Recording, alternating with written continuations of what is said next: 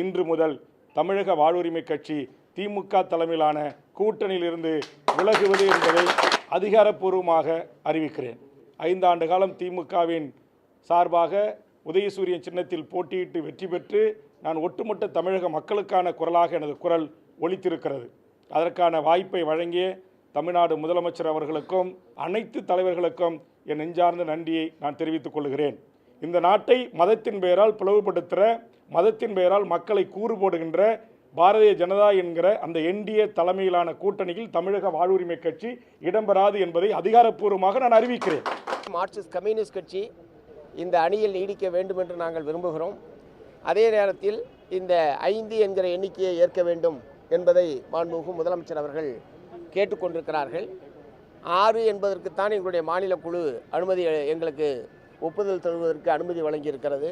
மாண்புமிகு முதலமைச்சர் அவர்கள் இவ்வளவு நாளைக்கு இத்தனை நாட்கள் 20 நாட்களாக பேச்சுவார்த்தை நடைபெற்றாலும் முதலமைச்சரோடு இதுதான் முதல் சந்திப்பு. இதுவரைக்கும் முதலமைச்சர் இப்படி நேரடியாக அழைச்சி தொகுதி உடன்பாடு சம்பந்தமாக இதுவரைக்கும் பேசலை. இப்போ அவருடைய வேண்டுகோள் என்கிற முறையில் அவர் தெரிவித்திருக்கிற நிலையில் அவருடைய வார்த்தைக்கு மதிப்பு கொடுத்து நாங்கள் கட்டாயம் பேசுவோம் என்பதை சொல்லியிருக்கிறோம். மதச்சார்பற்ற ஜனநாயக முற்போக்கு கூட்டணியில் இருந்துதான் 2026 சட்டப்பேரவை தேர்தலை மார்க்சிஸ்ட் கம்யூனிஸ்ட் கட்சி சந்திக்கும். அது தொகுதி நம்பர்ன்றது தொகுதிக்காக எங்களுடைய எண்ணிக்கையை குறைக்கக்கூடாது என்று அதற்கான போராட்டத்தை நாங்கள் நடத்துவது என்பது வேறு. அதற்காக வேறு விதமான முடிவுகள் எதற்கும் மார்க்சிஸ்ட் கம்யூனிஸ்ட் கட்சி செல்லாது. அப்படிப்பட்ட எந்த நேரத்திலையும் அப்படி ஒரு முடிவுக்கு நாங்கள் போனது கிடையாது. தேர்தல் வர நேரத்தில் நாட்டாமை அவர்களே, எங்களுக்கு எந்த ஒரு பொறுப்பும் தேர்தல் களத்தில் பணிபுரிவதற்கு பொறுப்புகள் இல்லாவிட்டால் எப்படி செயல்பட முடியும் என்ற ஆதங்கத்தை இன்னைக்கு எல்லாம் வெளிப்படுத்தாங்க. தலைவருக்கு பொறுப்பு இல்லாமல் எனக்கு பொறுப்பு கொடுத்து என்ன பண்ணுறது என்ற எண்ணத்தையும் கடுமையாக இன்று பதிவு செய்திருக்கிறார்கள். ஏன் நீங்கள் சமத்துவ மக்கள் கட்சி மறுபடியும் துவங்கக்கூடாது என்பதையும் பதிவு செய்தார்கள் என்பதை சொல்லியிருக்கோம். நீங்கள் திருச்சியில் வந்து உட்காந்துருந்தீங்க தலைவா, நீங்கள் மேடையில் உட்காந்துருக்கீங்க, அந்த மேடையில் உங்கள் ஃபோட்டோ கூட பின்னாடி இல்லை. அது அவங்களுடைய ஆதங்கம். உங்கள் அருமையும் பெருமையும் அறிவுகளும் மாற்றம் தெரிந்திருந்து கூட ஏன் உங்களுக்கு பதவி வழங்கவில்லை என்ற ஆதங்கத்தை வெளிப்படுத்தி கொண்டே இருந்தார்கள். நம்ம தேசியத்தில் பொறுப்பு இருக்குன்னு சொன்னாங்க. அது உண்மை. டெல்லியில் இபிஎஸ், அன்புமணி ராமதாஸ் எல்லாரும் முகாமிட்டிருக்காங்க, இன்க்ளூடிங் டிடிவி தினகரன். பாஜக கூட்டணியில் என்ன நடக்குது? பாஜக கூட்டணி வெற்றி பெறக்கூடிய கூட்டணியாக நடந்துகிட்டு இருக்கு. சரத்குமார் தனியாக மீட்டிங் நடத்துகிறாங்க. அதில் என்ன தவறு இருக்கு? அதிருப்தியில் இருக்கிறதாகவும் நிர்வாகிகள் அவர் ஆதரவு. இப்போ எனக்கு நிறைய பேர் வீட்டுக்கு வராங்க, கூட்டம் போட்டு பேசுகிறோம். நயினாராயன் தனியாக கூட்டம் போட்டு பேசுகிறான்னு சொன்னால் அதில் என்ன அது ஒரு இதுதானே அவங்க. வணக்கம், இது கேள்விக்களம். மார்க்சிஸ்ட் கம்யூனிஸ்ட் கட்சி மீண்டும் ஒரு சுற்று பேச்சுவார்த்தை திமுகவோடு நடத்தியிருக்கிறது. இந்த முறை திரு சண்முகம் அவர்கள், மார்க்சிஸ்ட் மாநில செயலாளர், முதலமைச்சர்கிட்டே நேரடியாக சந்தித்து ஆலோசனை நடத்திட்டு 5 சீட்டுகளில் நின்றுங்க, எங்களுக்கு சிக்கல் இருக்குது, தொகுதிகள் ஒதுக்கிறதுல பெரிய கூட்டணி நிறைய கட்சிகள் இருக்காங்கன்ற அந்த ப்ராக்டிக்கல் டிஃபிகல்ட்டிஸ் எக்ஸ்பிளைன் பண்ணியிருக்காங்க. இவர்களும் எந்த சூழ்நிலையும் மதசார்பற்ற முற்போக்கு கூட்டணி திமுக தலைமையிலான கூட்டணியிலிருந்து வெளியில் போவது என்பதை பேச்சுக்கே இடமில்லை என்பதை திட்டவட்டமாக தெளிவுபடுத்திட்டார்கள். இதற்கிடையில் அந்த கூட்டணியின் ஒரு அங்கமாக இருந்த தமிழக வாழ்வுரிமை கட்சி திரு வேல்முருகன் ஒரு எம்எல்ஏ இருந்தார் பண்ருட்டியிலிருந்து. அவர் இந்த கூட்டணியிலிருந்து நான் வெளியேறுகிறேன், என்னுடைய கோரிக்கைகள் ஏற்கப்படவில்லை அப்படின்ற முறையில் அவர் வெளியே அரசின் மீதும் சில விமர்சனங்கள் வச்சுட்டு போயிருக்கார். இந்நிலையில் சரத்குமார் அவர்கள் தேசிய ஜனநாயக கூட்டணியில் கட்சியை கொண்டு போய் பாஜகவிலே இணைத்தவர். நடுராத்திரியில் எண்ணம் தோன்றி மீண்டும் போய் பாஜகவில் இணைந்து பிரதமர் மோடி பங்கேற்ற கூட்டத்தில் திருச்சியில் மேடையை பகிர்ந்து கொண்டவர். அவர் வெளிப்படையாக அதிருப்தியை பதிவு செஞ்சிருக்காரு. தன்னுடைய தொண்டர்கள், ஆதரவாளர்கள் எல்லாருமே அந்த கட்சியில் உரிய மரியாதை கொடுக்கப்படவில்லை என்று சொல்கிறாங்கன்ற அந்த கருத்தை வெளிப்படையாகவே அவருடைய அதிருப்தியை வெளிப்படுத்தியிருக்கார். இதற்கிடையில் நாளை பியூஷ் கோயல் வருவார். அதிமுக பாஜக கூட்டணி தொகுதி பங்கீட்டு பேச்சுவார்த்தை அடுத்த கட்டத்தை நோக்கி போகும், ஒரு முடிவுக்கு வரும் என்று எதிர்பார்ப்புகள் இருக்கிறது. இதை பற்றி தான் நாம் விரிவாக இன்று பேச இருக்கிறோம். பியூஷ் கோயல் வரிக்காக காத்திருக்கும் அதிமுக அணி, தொகுதி பங்கீட்டை முடிக்க தீவிரம் காட்டும் திமுக, வேட்புமனு தாக்கலுக்கு முன் முடிவுக்கு வருமா தொகுதி பங்கீடு, இதை தான் நம்ம பேச இருக்கோம். நம்மோடு திமுகவிலிருந்து ராஜா தமிழ்மாறன், மார்க்சிஸ்ட் கம்யூனிஸ்ட் கட்சியிலிருந்து திரு அருணன், அரசியல் விமர்சகர் செந்தில்வேல், பேச்சாளர் கோ சீனிவாசன் மற்றும் பாஜகவிலிருந்து திரு ஜி.கே. நாகராஜ். அனைவருக்கும் வணக்கம். நான் முதல்ல திரு தமிழ்மாறன் உங்ககிட்ட தான் கேட்கணும். 2 முக்கியமான விஷயங்கள். ஒரு டெட்லாக் இருந்துச்சு, மார்க்சிஸ்ட் கட்சி 6 சீட்டுகளுக்கு குறைவாக நாங்கள் முடியவே முடியாது என்று அவர் வெளிப்படையாக சொன்னார். ஸ்டேட் கமிட்டி அதுக்கு தான் ஒப்புதல் கொடுத்துருக்கு. அதனால் 5 தொகுதிகள் தான் சாத்தியம் என்று முதலமைச்சருடைய வேண்டுகோளை நாங்கள் ஸ்டேட் கமிட்டியில் டிஸ்கஸ் பண்ணிட்டு வரோன்னு ஒரு பக்கம் சொல்கிறாங்க. அவருடைய பேச்சிலிருந்து ஒரு விஷயம் கூட்டணியிலிருந்து வெளியே போவதற்கான பேச்சே இல்லை, இடமே இல்லை என்று தெளிவுபடுத்துகிறார். இன்னொரு பக்கம் உங்களோட கூட்டணியில் இருந்தால் முதல் முறையாக 2019 ஒற்றுமையாக இருக்கக்கூடிய கூட்டணி, மெகா கூட்டணி, ஒரு கூட்டணி கட்சி ஒன்று வெளியே போகுது. இந்த ஒரு ஒரு அது அது அந்த அது ஒரு தாக்கத்தை ஏற்படுத்துதா, இல்லை ஒரு கூட்டணி கட்சியை தொடர்ந்து எல்லாத்தையும் அனுசரிச்சுட்டு போகக்கூடிய ஒரு தலைவர், ஒரு கூட்டணி தலைமை திமுகன்ற ஒரு பேச்சு எப்போவுமே உண்டு. அந்த ஒரு பாராட்டும் எல்லாருமே கொடுப்பாங்க, அகாமடேட்டிவ்னு. ஆனால் உங்களிடமிருந்து ஒரு கூட்டணி கட்சி வெளியே போகுது. இப்போ அதிருப்தியை சில கூட்டணி கட்சிகள் வெளிப்படுத்திட்டு ஆனாலும் கூட்டணியிலேயே தொடர்றாங்க. இதெல்லாம் எப்படி டீகன்ஸ்ட்ரக்ட் பண்ணுறது திரு தமிழ்மாறன்? இதில் ரொம்ப முக்கியமாக நம்ம பார்க்க வேண்டியது என்னென்னா, நம்முடைய புதிய வரவுகளால் எங்களுக்கு இருக்கக்கூடிய கூடுதல் அகாமடேட் பண்ணி சீட்டு கொடுக்க வேண்டிய இஷ்யூவை தான் நாங்கள் கவனமாக பார்க்கணும். தேமுதிக பிரேமலதா சகோதரி அக்கா வந்திருக்காங்க. மக்கள் நீதி மையம் கமல் சாருக்கு நம்ம இந்த முறை ஒதுக்க வேண்டியது இருக்குது. எஸ்டிபிஐ தமிழன் அன்சாரி அண்ணன் அவர்களுக்கு ஒதுக்க வேண்டியது இருக்குது. கருணாஸ், தனியரசு போன்றவர்கள்லாம் புது வரவுகளாக எதிரணியிலிருந்து பிரிந்து இங்கே வந்து சேர்ந்திருக்கிறார்கள். அப்படி சேரும் பொழுது நமக்கு இருக்கக்கூடிய நெருக்கடி என்னன்னா, அவங்களுக்கு சீட்டுகள் கொடுக்கணும். இது நாம் எதிர்க்கிறது யாருங்கிற நோக்கத்தை அடிப்படையில் தான் இவங்க எல்லாருமே நம்மகிட்ட வந்து சேர்ந்துருக்காங்க. நம்ம எதிர்க்கிறது யாருன்னா பாசிச பாஜகவை, ஆர்எஸ்எஸ் வழி நடத்துகின்ற பாஜகவை, தமிழ்நாட்டில் நம்மளுடைய திராவிட இனத்தினுடைய அடையாளங்களை அளிப்பதற்கு துடிக்கின்ற பாரதிய ஜனதாவை நாம் எதிர்க்கிறோங்கிறது இவங்கெல்லாம் தெரிஞ்சு ஒருமித்த கருத்தோடு தான் நம்மோட வந்து சேர்ந்துருக்காங்கங்கிறத நம்ம பார்க்கணும். அப்படி இருக்கக்கூடிய சூழ்நிலையில் இப்போ அதை தான் நான் கம்யூனிஸ்ட் அவர்கள் தெளிவாக சொன்னாங்க, எங்களுக்கு சூழ்நிலை புரியுது, எங்கள் சீட்டுகள் அதிகம் ஒதுக்க வேண்டிய நிர்பந்தத்தில் அவங்க இருக்காங்க. இப்போ இருக்கக்கூடிய கடந்த முறை நம்ம நின்னது என்னன்னா, திராவிட முன்னணி 173 நின்னது. இது வரைக்கும் நம்ம ஒதுக்கி இருக்கக்கூடியது காங்கிரஸுக்கு 28 ஒதுக்கி இருக்கோம், சிபிஐக்கு 5 ஒதுக்கி இருக்கோம், எம்டிஎம்கேக்கு 4, ஐயுஎம்எல்க்கு 2, எம்எம்கேக்கு 2, கேஎம்டிகேக்கு 2 ஒதுக்கி இருக்கோம். மீது 191 தான் இருக்குது. கடந்த முறை 173 நின்றுருக்கோம் அப்படின்னு சொன்னால் எங்களுக்கு இருக்கக்கூடியது இன்னும் ஒரு 17 + 1 18 தான் இருக்குது. இப்படி ஒரு நெருக்கடியான சூழ்நிலையில் அதனால நாங்கள் ரெக்வஸ்ட் பண்ணி கேட்குறோம், இல்லை பாசிச பாஜகவையும் அதிமுகவையும் எதிர்க்க வேண்டும் என்று சொன்னால் வலுவாக நாம் ஒற்றுமையாக இருக்க வேண்டும்னு சொல்றோம். இதுல வேலுகன் அண்ணனுக்கு மட்டும் ஒரு போன்ற ஒரு பெரிய கூட்டணியை கட்டமைக்கும் போது அந்த கூட்டணிக்கு தலைமை தாங்கக்கூடிய கட்சி என்பது எப்படி கூட்டணி கட்சிகள் கொஞ்சம் காம்ப்ரமைஸ் பண்ணுவோம், அதே போல சில தியாகங்களையோ இல்லை சில சமரசங்களோ பெரிய கட்சி கூட்டணிக்கு தலைமை தாங்கக்கூடிய கட்சியும் சந்திக்க வேண்டிய தேவையும் நிர்பந்தமும் இருக்கத்தானே செய்யுது. அது இருக்கிறதுனால தானே காங்கிரஸ் தேசிய அளவில் காங்கிரஸ் பாரதிய ஜனதா எதிர்த்து கொண்டிருக்கிற காரணத்தினால 25லேருந்து நம்ம 28 சீட்டு 3 சீட்டு நம்ம சேர்த்தி கொடுத்து நம்ம எந்த சங்கட்டமும் இல்லாமல் பார்த்துக்கிட்டோம். அதையே மேற்கோள் காட்டி தானே திரு மார்க்சிஸ்ட் கட்சி கேட்குறாங்க, காங்கிரஸுக்கு 25 இந்த சூழ்நிலையில் 28 ஏற்க முடியுது, ஆனால் எங்களை குறைக்கணும் அப்படின்னு நினைக்கும் போது சரியா அப்படின்னு கேட்குறாங்கல்ல.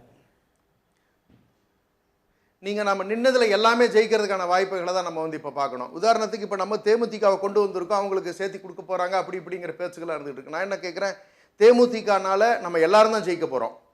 தேமுதிக மட்டும் இல்லை, நமக்கு கூடுதலாக சேர்ந்திருக்கக்கூடிய கமல் அவர்களாகட்டும், இல்லை மற்ற இருக்கக்கூடிய எஸ்டிபி ஆகட்டும், இவங்க எல்லாரும் இருக்கக்கூடியதுனால நமக்கு எல்லாருக்குமே வெற்றி கிடைக்க போகுது. அப்போ ஒன்று சேர்த்தி வர்றதுனால நமக்கு ஒரு சிரமம் ஏற்பட போகிறதோ இல்லை. 5 நின்னா கிட்டத்தட்ட 5 4 ஜெயிக்கிறதுக்கான சூழல் இன்னைக்கு கம்யூனிஸ்டுக்கு இருக்குது. ஆனால் வேல்முருகனுடைய முடிவுகள் வேற மாதிரி இருக்கிறதுக்கான காரணங்கள் நான் வேற மாதிரி பார்க்குறேன். ஒருவேளை இது மாதிரியான சிந்தனைகள் அவருக்கு முதல்ல இருந்திருக்கு அப்படின்னு சொன்னால், நம்மளுடைய சட்டமன்ற கூட்டத்தினுடைய கடைசி நாள் அன்று நம்மளுடைய முதலமைச்சர் அவர்களையும் திராவிட முன்னேற்ற கழகத்தையும் மிகப்பெரிய அளவில் பாராட்டி பேசினாங்க. இது மாதிரி ஒரு கட்டமைப்பு கொண்டிருக்கக்கூடிய கட்சி, ஒரு புரோட்டோகால் ஃபாலோ பண்ணுற கட்சி, இவ்வளவு சிறப்பாக செயல்பட்ட கட்சி, என்னை போன்றவர்கள் எதிர்கருத்துக்கள் சொன்னாலுமே கூட லேபர் இஷ்யூஸில் கூப்பிட்டு சொல்லி நேரில் போய் பேசின மறாவது நாளே வித்ட்ரா பண்ணிக்கிட்டாங்க, எல்லா விதத்துலையும் என்னை அகாமடேட் பண்ணியிருக்காங்க அப்படின்னு ரொம்ப பாராட்டி பேசினார். ஆனால் இன்னைக்கு அவருடைய பார்வை இல்லை, நான் வெளியே போகிறேன் அப்படின்னு சொல்கிறாருன்னா சீட்டு மட்டுமே காரணம் இல்லை. ராமதாஸ் ஐயா அவர்கள் ஏதோ அழைப்பு விடுப்பது போல நான் பார்க்கிறேன். அன்புமணி அவர்கள் அங்கே பிரச்சனை இருந்துச்சு வேல்முருகனுக்கு. அப்போ ராமதாஸ் ஐயாவுக்கு அடுத்து தன்னை அந்த இடத்துல நிலைநிறுத்திக்கிறதுக்கு ஒரு வாய்ப்பு கிடைக்கும் பொழுது அவருடைய எதிர்காலத்தை கருத்தில் கொண்டு வன்னியர் சமூகத்தினுடைய முகமாக இருக்கக்கூடிய அண்ணன் வேல்முருகன் தன்னை நிலைநிறுத்துவதற்காக ராமதாஸ் ஐயா அவர்கள் பக்கம் போவதற்கான வாய்ப்புகளை பயன்படுத்தி கொள்ளுகிறார். அதற்கு இங்கே குற்றச்சாட்டு ஏதோ ஒன்று சொல்லிட்டு போகணும். ஏன்னா ஏற்கனவே கொடுத்த ஒன்று அவருக்கு கொடுக்கும் பொழுது அவருக்கு இது சிரமமாக இருக்கிறதுக்கான வாய்ப்புகள் இல்லை. அப்போ அவருடைய நோக்கங்கள் வேறு என்னமோ இருக்குது அப்படிங்கிறத நம்மளால் புரிஞ்சுக்க முடியுது. ஆனால் ஒரு விஷயத்தில் அவருமே தெளிவாக இருக்காரு, என்டிஏக்கு நான் போக போகிறதில்ல, பாஜகவை எதிர்த்தது தான் அதிமுகவோடு நாங்கள் போக போகிறதில்ல அப்படின்னு சொல்லியிருக்காருன்னா அவருடைய நோக்கம் வேறு மாதிரியான இருந்திருக்கிறது. அப்போ பர்சனல் அஜெண்டாக்காக தான் அவர் நவர்ந்திருக்காரே ஒழிய மற்றபடி ஒருமித்த கருத்தோடு தமிழ்நாட்டின் நலன் கருதுகின்றவர்கள் இந்த கூட்டணியை விட்டு நகர்வதற்கான வாய்ப்புகள் இல்லை அப்படிங்கிறதான் இப்போ வரைக்கும் இருக்கக்கூடிய நிகழ்வுகள் நமக்கு தெரிவிக்கின்றன. பேசுவோம், தொடர்ந்து பேசுவோம். திரு ஜி.கே. நாகராஜ், உங்கள் கூட்டணியிலையும் ஒரு தொடர்ந்து அவர் பல்வேறு காரணங்களை சொல்கிறார். உங்கள் கூட்டணியில் இதுவரை எந்த கட்சிக்கும் நம்பரை இறுதி செய்ய முடியல. நாளை பியூஷ் கோயல் வருவார் அப்படின்ற ஒரு எதிர்பார்ப்பு இருக்குது. அது உறுதிப்படுத்தப்பட்ட செய்தியா என்று தெரியவில்லை. ஏன்னா 2 நாட்களுக்கு முன்பே வரதா இருந்துச்சு, அப்புறம் மீண்டும் ரத்தாச்சு அப்படின்னு சொன்னாங்க. திரு அமித்ஷா அவர்களை சந்தித்து வந்த பிறகும் கூட 12 தொகுதிகள் டிடிவி தினகரனுக்கு உறுதியாயிடுச்சுன்னு டெல்லியிலிருந்து செய்திகள் வருது. நான் குக்கரில் தான் நிற்பேன்னு அவர் சொல்கிறார். சின்னத்தில் பிரச்சனை, யார் ஒதுக்குவதுன்றதுல பிரச்சனை, என்ன சிக்கல் தான் இருக்குது அதிமுக பாஜக கூட்டணியில் இந்த நிலை வரை இதுவரை தொடர்ந்துட்டே இருக்குது. அங்கே அருகில் இருக்க பாண்டிச்சேரியில் கூட இதே பிரச்சனை வருது. எங்களை கேட்காமையே எங்களுக்கு 2 சீட்டுன்னு முடிவு பண்ணியிருக்கு அதிமுகவுக்கு 2ன்னு பாஜக முடிவு பண்ணியிருக்குன்னு சொல்கிறாரு அங்கே இருக்கக்கூடிய அன்பழகன், அதிமுகவில் இருக்கக்கூடிய தலைவர். அப்படி ஒரு பெரிய குழப்பம் இருக்கக்கூடிய ஒரு சூழல் தெரியுதே அதிமுக பாஜக கூட்டணியில். அனைவருக்கும் வணக்கம். எங்கள் கூட்டணியில், தேசிய ஜனநாயக கூட்டணியில் எவ்விதமான குழப்பம் இல்லை. தெளிவுபடுத்தியாச்சு. அமித்ஷா அவர்களே இங்கே உட்கார்ந்து இந்த கூட்டணிக்கு தலைமை மரியாதைக்குரிய எடப்பாடி பழனிசாமி அவர்கள் தான் அவங்க சொல்லிட்டு போயிட்டாங்க. ஆனால் ஒரு மிக மனதுக்கு விதையான விஷயம் என்னன்னு கேட்டிங்கன்னா, நண்பர் திமுகவில் பேசினார். இவ்வளவு கட்சிகள் வந்திருக்காங்க, எல்லாம் இத்தனை பேர் வந்திருக்கிறாங்க, எல்லாத்துக்கும் சீட் தரணும். ஒரு 24 கூட்டணியில் இன்றைக்கி உள்ளே வச்சுக்கிட்டு ஒரு தமிழ் சமூகத்தையே அவமானப்படுத்தி கொண்டிருக்கிறது திமுக அப்படிங்கிறது தான் வேதனையான விஷயம். கம்யூனிஸ்ட்டை விடுங்க, அவங்க உண்டியல் குலுக்கி மக்கள்கிட்ட பணம் வாங்கி கட்சி நடத்தினாங்க. எனக்கு 25 கோடிக்கு மேலே டிமாண்ட் டிராஃப்ட்டு ஆர்டிஜிஎஸ் எல்லாம் வாங்கி கட்சி நடத்துகிறாங்க. ஸோ அவங்களுக்கு சீட்டு எண்ணிக்கை 1 2 முன்ன பின்ன போனால் கூட வாங்கிக்குவாங்க, தெளிவு சொல்லிட்டாங்க, நாங்கள் போக மாட்டேன்ட்டாங்க. ஸோ அந்த போக மாட்டேங்கிற பேரை எதுக்குன்னா கொஞ்சம் கூட கூட்டி கேட்பாங்க அப்படிங்கிறது தான் நோக்கம். மற்றபடி அவங்களுக்கு ஒன்றும் அந்த தன்மானமோ சீட்டு எண்ணிக்கையோ ஒன்றும் பெருசாக தெரியுற மாதிரி தெரியல. ஆனால் அவங்களுக்கு எலக்டோரல் பாண்ட் கிடைக்காம இருந்திருக்கும், அதனால வேற வழி இல்லை, அவங்க கூட்டணி கட்சிகளோட ஆதரவை எதிர்பார்த்துருக்காங்க. யாரு கம்யூனிஸ்ட் கட்சிகளை சொல்றீங்களா, உண்டியல் குலுக்குறாங்க, அதுக்கப்புறம் 25 கோடி பெற்றார்கள் ஆர்டிஜிஎஸ்ல. நீங்க எலக்டோரல் பாண்ட்ல தேர்தல் பத்திரங்கள் அவர்களுக்கு பெரிய அளவுக்கு கிடைக்கக்கூடிய கட்சியா இல்லை, அவர்களுக்கு மட்டும்தான் எந்த தொகையுமே கிடைக்கல, அவர்கள் வாங்கவும் இல்லை. அப்போ கூட்டணி கட்சியோ இல்லை மக்கள்கிட்ட எதிர்பார்த்து தான் இருக்க வேண்டிய ஒரு நிலையில் தானே அந்த கட்சி இருக்கு. அவங்க எப்பவுமே அந்த இயக்கமாக தான் இருக்காங்க. அதனால தான் மக்கள்கிட்ட எதிர்பார்த்து கட்சி நடத்துனவங்க இன்னைக்கு 25 கோடி ரூபாய் டிமாண்ட் டிராஃப்ட் வாங்குறதுனால அவங்க நிலைமை உயர்ந்து விட்டதுன்னு சொல்கிறேன். நான் ஒன்றும் அவங்கள குறைத்து மதிப்பிடலை. ஆனால் திருமாவளவன் அவர்கள் அவரோட ஸ்டேட்மெண்ட்டை பார்க்கணுங்க. எங்களுடைய கட்சி தலித் மக்களுக்கான கட்சி, அடக்கப்பட்ட ஒடுக்கப்பட்ட மக்களுக்கான கட்சி. அவர் சொன்ன வார்த்தை, சமூக ரீதியாக, அரசியல் ரீதியாக, பொருளாதார ரீதியாக நாங்கள் பின்தங்கி இருக்கலாம், எங்களை குறைத்து மதிப்பிடலாம், ஆனால் தன்மானத்தில், சுயமரியாதையில் யாரும் எங்களை குறைத்து மதிப்பிட முடியாது அப்படின்னு சொன்ன திருமாவளவன் அவர்கள் இன்னைக்கு வேதனையோடு பேசுகிறார். எத்தனை காலம்தான் காத்து கிடப்பது, எத்தனை காலம்தான் கேட்டு கேட்டு பெறுவது. இதுக்கு முன்னாடி அவர் பேசினார். என்ன பேசினார்? எங்களால் எங்கள் கட்சி கொடி ஏற்ற முடியல, வேங்கை வெயில் பிரச்சனை எங்களுக்கு மிகப்பெரிய ஒரு சவுக்கடி, இதெல்லாம் நடந்து முடிந்த விஷயங்கள். ஆனால் பாருங்கள், ஒரு குடும்ப கட்சி ஒரு குடும்பத்தை தன் கட்டுப்பாட்டில் வைத்துக்கொண்டு அம்மா அப்பா அண்ணன் தம்பிகள் தங்கைகள் இவங்க முடிவு பண்ணுற ஒரு கட்சியில் இன்றைக்கி எத்தனை சமுதாயம் பாருங்கள். வேல்முருகன் நீங்கள் எடுத்துங்களேன், அவர் 2 விஷயம் கேட்டாருங்க, கடந்த ஓராண்டாக கேட்டிருக்கார். ஒன்று, நீங்கள் ஆந்திரா மாதிரி, கர்நாடகா மாதிரி, மற்ற ஜார்க்கண்ட் மாதிரி ஜாதி ரீதியாக நீங்கள் கணக்கெடுப்பு நடத்துங்க. ஏன்னா அங்கெல்லாம் கணக்கெடுப்பு நடத்தி ஜாதி ரீதியாக இடஒதுக்கீடு கொடுத்து எஸ்சி எஸ்டி பட்டியல் மக்களுக்கெல்லாம் தொகுதி அடிப்படையில் தொகுதி எண்ணிக்கை அதிகப்படுத்தி கொடுத்துருக்காங்க. தமிழ்நாட்டில் நடத்துங்கன்னு முதலமைச்சரையே பார்த்து கேட்டார். அது மட்டும் இல்லை, அவர் இன்னொன்று கேட்டார், தமிழில் குடமுழுக்கு நடத்துங்க, மருதமலை கோயில் நடத்துறப்ப கேட்டார். இதெல்லாம் அவங்களுக்கு இருக்கக்கூடிய பல்வேறு கோரிக்கைகள் எந்த தமிழ் இதே மாதிரி கேட்டிருக்காரு. வாழ்வுரிமை கட்சி வேல்முருகனும் கேட்டிருக்காரு. அவர் அதில் பல விஷயங்கள் இருக்கு. அவரும் வந்து கருத்து வேறுபாடுகள் எங்களுக்குள்ள சிலது இருக்குன்றது யாரும் மறைக்கவே இல்லை. கூட்டணி பேச்சுவார்த்தைக்குள்ள வருவார் சார். இதெல்லாம் இதை தாண்டி திருமாவளவன் சொன்ன இன்னொரு விஷயத்தை நான் சொல்றேன். இல்ல திருமாவளவன் இன்னொரு விஷயத்தை சொல்றாரு. எண்ணிக்கையில் தீர்மானிக்கிறது இல்ல. நான் கேட்பது அதிமுக பாஜக கூட்டணி எந்த பிரச்சனையும் இல்லை, திரு எடப்பாடி தான் தலைமை, அமித்ஷா வந்து சொல்லிட்டு போயிட்டாருன்னு சொல்றீங்க. இது வரைக்கும் ஒரு கட்சியோட கூட நம்பர் ஃபைனலைஸ் பண்ணலையே. திமுகவில் வந்து தேமுதிக, விடுதலை சிறுத்தைகள், மார்க்சிஸ்ட் ஏறக்குறைய உறுதி செய்த போல தான். அவர்கள் நாளை வந்து அவர்கள் முடிவை அறிவிச்சிருவாங்க. அவங்க சொல்லிட்டாங்க கூட்டணி விட்டு வெளியே போகிறதுக்கு பேச்சே இல்லை. எண்ணிக்கையில் ஒரு தொகுதியில் தான் வித்தியாசம் இருக்கு. அது கூட என்னன்ற நாளைக்கு தெரிஞ்சிடும். அவங்க ஸ்டேட் கமிட்டி கூடி முடிவு பண்ணிடுவாங்க. ஒரு கட்சியோட கூட எண்ணிக்கையை இறுதி செய்ய முடியலையே அதிமுக பாஜக கூட்டணியில், என்டிஏல. பாஜக பொறுத்த வரைக்கும் ஜனநாயக ரீதியான கட்சிங்க. பிரதமர் அமித்ஷா அவர்கள் கவனத்துக்கு போகணும். அவர்களும் இதில் வந்து ஒரு பங்களிப்பு நிச்சயமாக இருக்கும். கட்சி தலைவர்கிற முறையில் எங்களுடைய நிதின் அவர்கள் இருக்கிறாங்க, அவங்களுக்கும் பங்களிப்பு இருக்கும். அமித்ஷா அவர்களுக்கு பங்களிப்பு இருக்கும். நாளைக்கு எங்களுடைய பியூஷ் கோயல் அவர்கள் மேலிட பார்வையாளர் அவங்க வராங்க. அவங்களோட கலந்துக்கிட்டு ஒரு ஜனநாயக ரீதியாக எல்லாரும் அமர்ந்து உட்கார்ந்து பேசி முடிக்கிற கட்சி பாரதிய ஜனதா கட்சி. ஒரு குடும்பத்தில் முடிவு பண்ணுறது அல்ல. அதான் நான் சொல்ல வர்றது, நீங்கள் தடுத்துட்டீங்க. இன்னும் நான் முடிக்கலதை. இப்போ இப்படிப்பட்ட இந்த தாவேக்காவுடைய நம்முடைய வேல்முருகன் அவர்களும் சரி, திருமலா அவர்களும் சரி, இன்றைக்கு சீட்டுக்கு கையேந்தி நிற்கிற நிலைமையில் இன்னைக்கு அவர் வெளியே போயிட்டார். யார்? அவர் போகிறப்ப வேதனையோட வெளியே சொல்லிட்டு போகிறார். பட் நான் இதுக்கு பின்னாடி ரெண்டு விஷயத்தை பார்க்குறேங்க.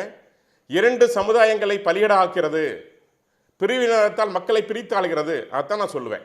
ஏன்னா தாவேக்காவிலிருந்து பாமகவுடைய அந்த கட்சி, அந்த வன்னியர் சமுதாயத்திற்கு அவரை வெளியே அனுப்பிச்சு, ஏற்கனவே ராமதாஸ் அவர்கள் வெளியே இருக்காங்க, அன்புமணி அவர்கள் இங்கே என்டிஏ கூட்டணியில் இருக்காங்க. இங்கே அவரை தனிச்சு நிற்க வச்சு அதன் மூலமாக ஒரு பெரிய ஆதாயத்தை தேடுகின்ற அந்த சமுதாயத்துக்கு பிரிவினை ஏற்படுத்தக்கூடிய வேலையை திமுக திட்டமிட்டு செய்கிறது அப்படிங்கிறது என்னுடைய குற்றச்சாட்டு. ஆனால் இந்த குற்றச்சாட்டுக்கு திமுக நண்பர் பதில் சொல்வார் நினைக்கிறேன். அப்பா அம்மாவும் வந்து தனியா கட்சி அதை போட்டி போடுங்க அப்படின்னு திமுக தான் சொல்லுச்சா? அவர்கள் வெளிப்படையாக அப்பாவும் மகனும் பரஸ்பரம் குற்றச்சாட்டுகள் வச்சிருக்காங்க. அவர்களை அவமானப்படுத்தி அனுப்ப வேண்டிய அவசியம் என்னன்னு கேட்கிறேன். அவர் அவமானப்படுத்தல சொல்லல,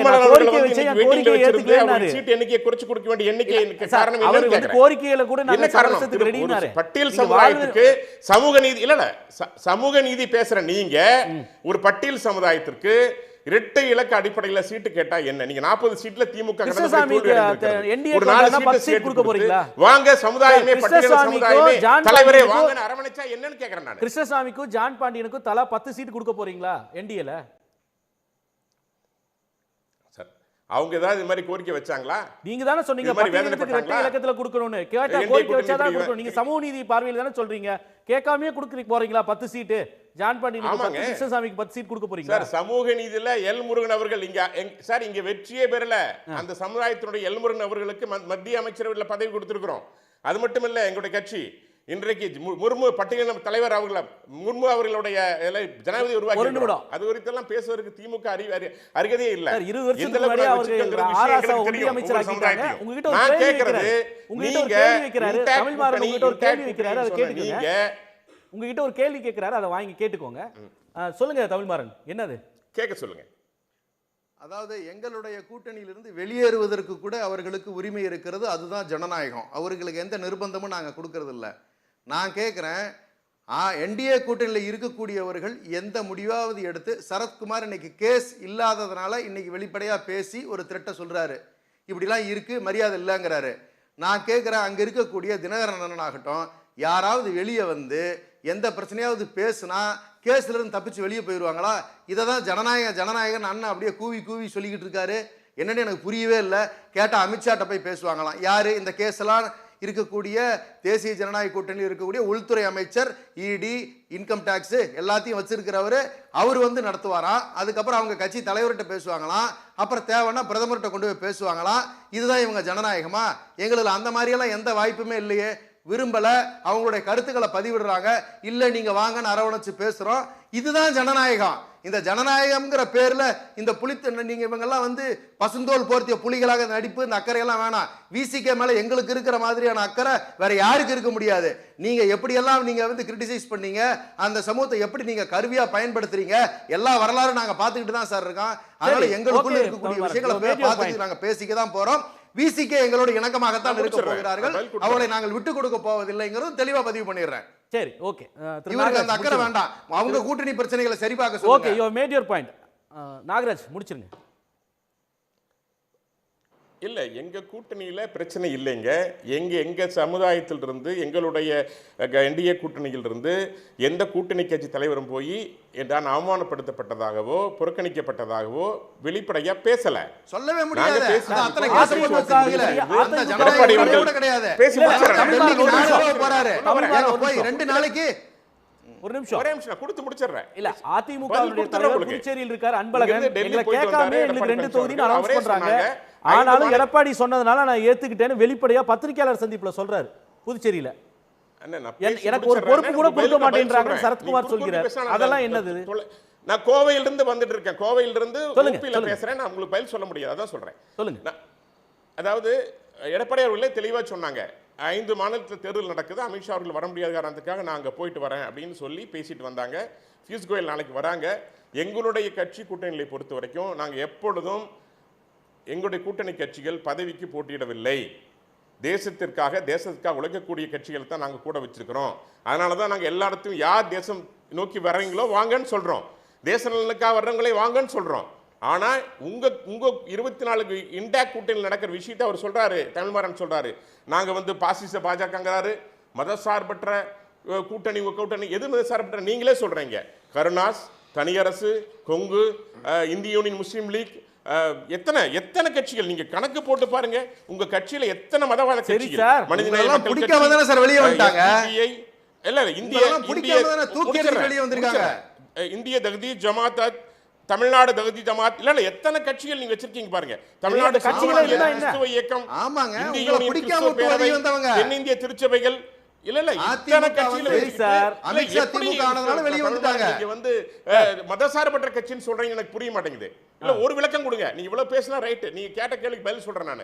நான் கேட்கிற ஒரே ஒரு கேள்வி, எதை வச்சுட்டு திரும்ப திரும்ப மதசார்பற்ற கூட்டணின்னு சொல்றீங்க?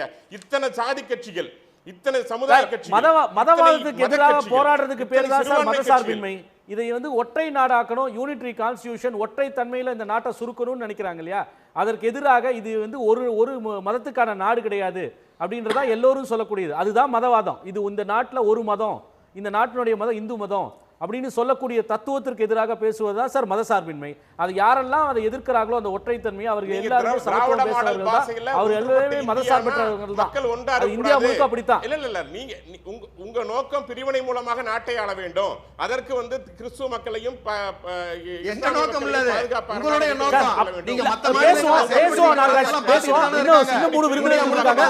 பேசணும். எந்த விஷயத்திலயும் மதசார்பற்றங்கிற வார்த்தை சொல்ல உங்களுக்கு அருகதையே கிடையாது.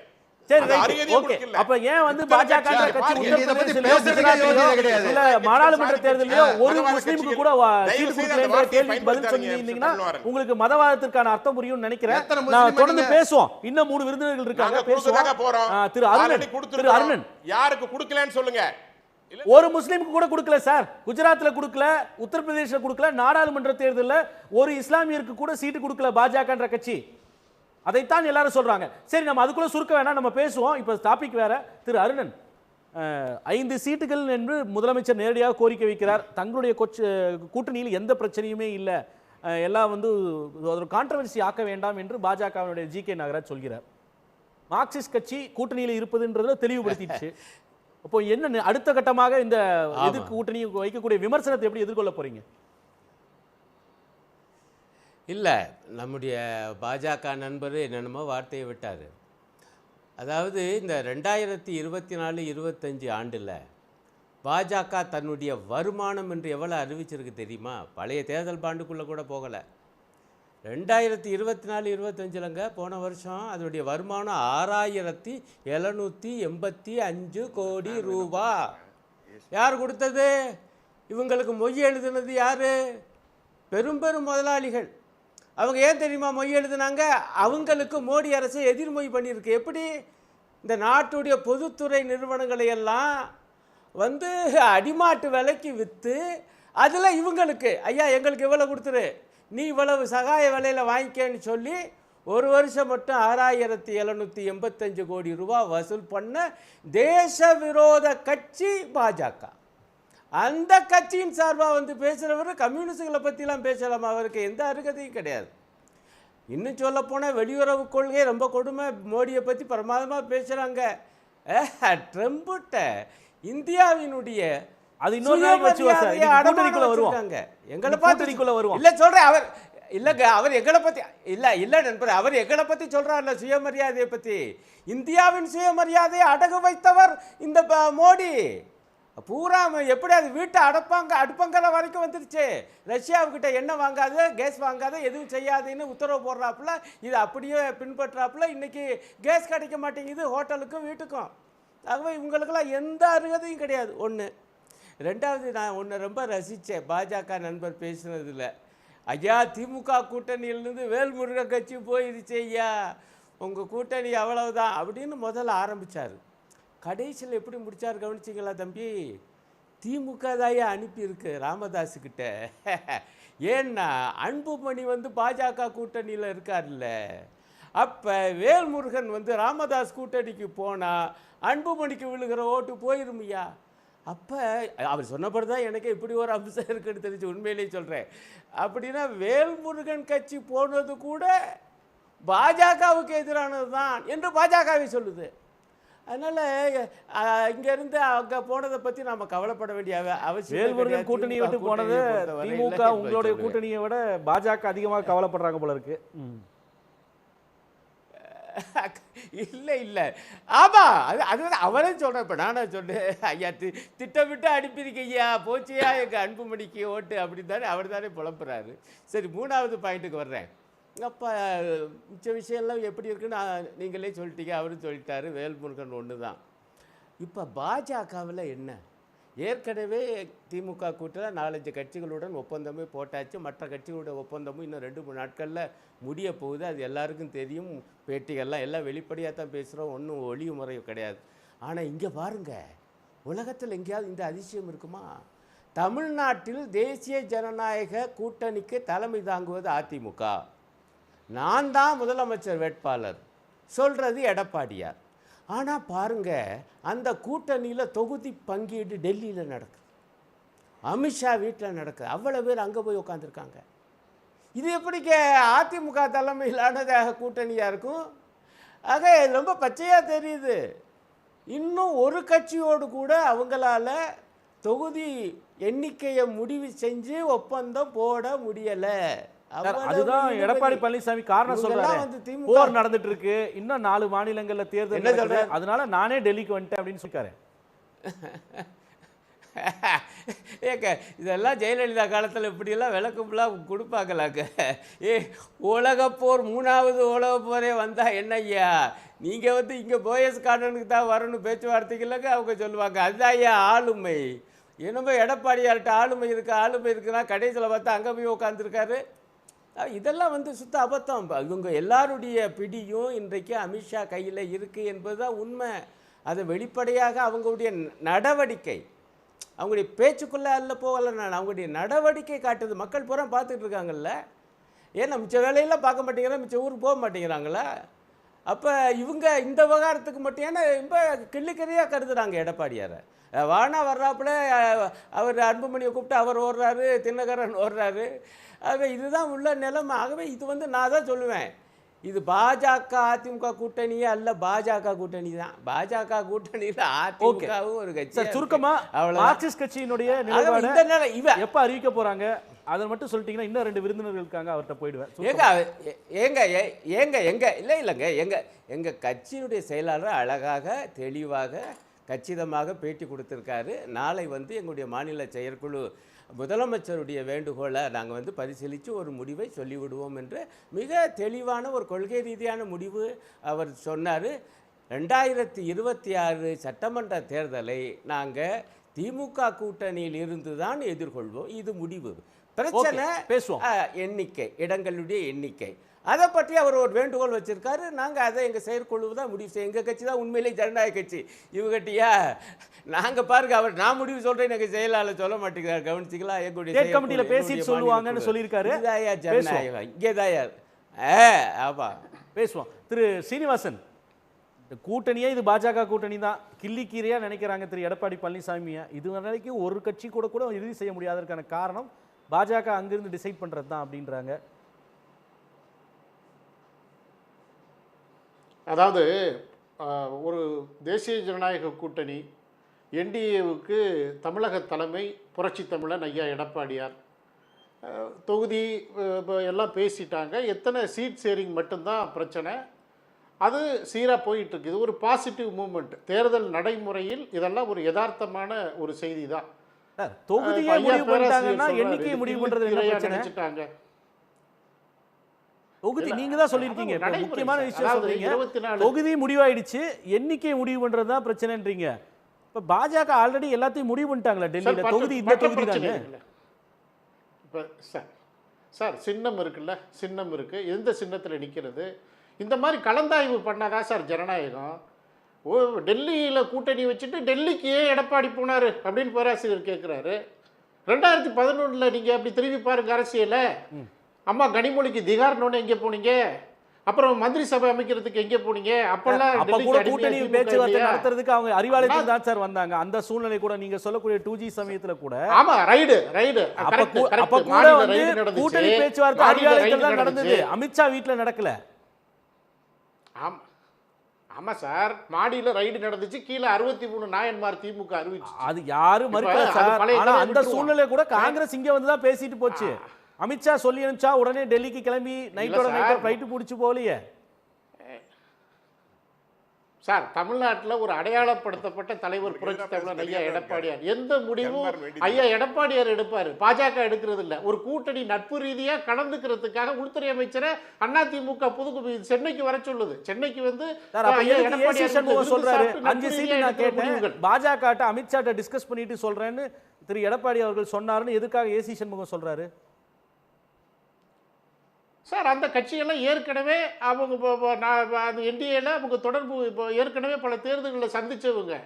இப்போ அவங்க வந்து பரஸ்பரம் டெல்லி தலைமைக்கு தொடர்பு உள்ளவங்க கேட்டு சொல்றதா சொல்றாங்க. அதுதான் அந்த நம்பிக்கையில தான் ஒரு எடப்பாடியை வந்து பாக்குறாங்க. கூட்டணிக்கு தலைமை நீங்க தான் சொன்னீங்க, எடப்பாடி தான் தலைமை. நீங்க அந்த நம்பிக்கையில திரு எடப்பாடி கிட்ட பேசி அவர்கிட்ட இருந்து சீட்டை பெறலாம்னு சொல்லிட்டு வந்து 5 சீட்டு கொடுங்கன்னு கேட்டா அவர் நான் டெல்லியில பேசிட்டு சொல்றேன்னு சொல்லும்போது அப்ப தலைமை வந்து யாரு?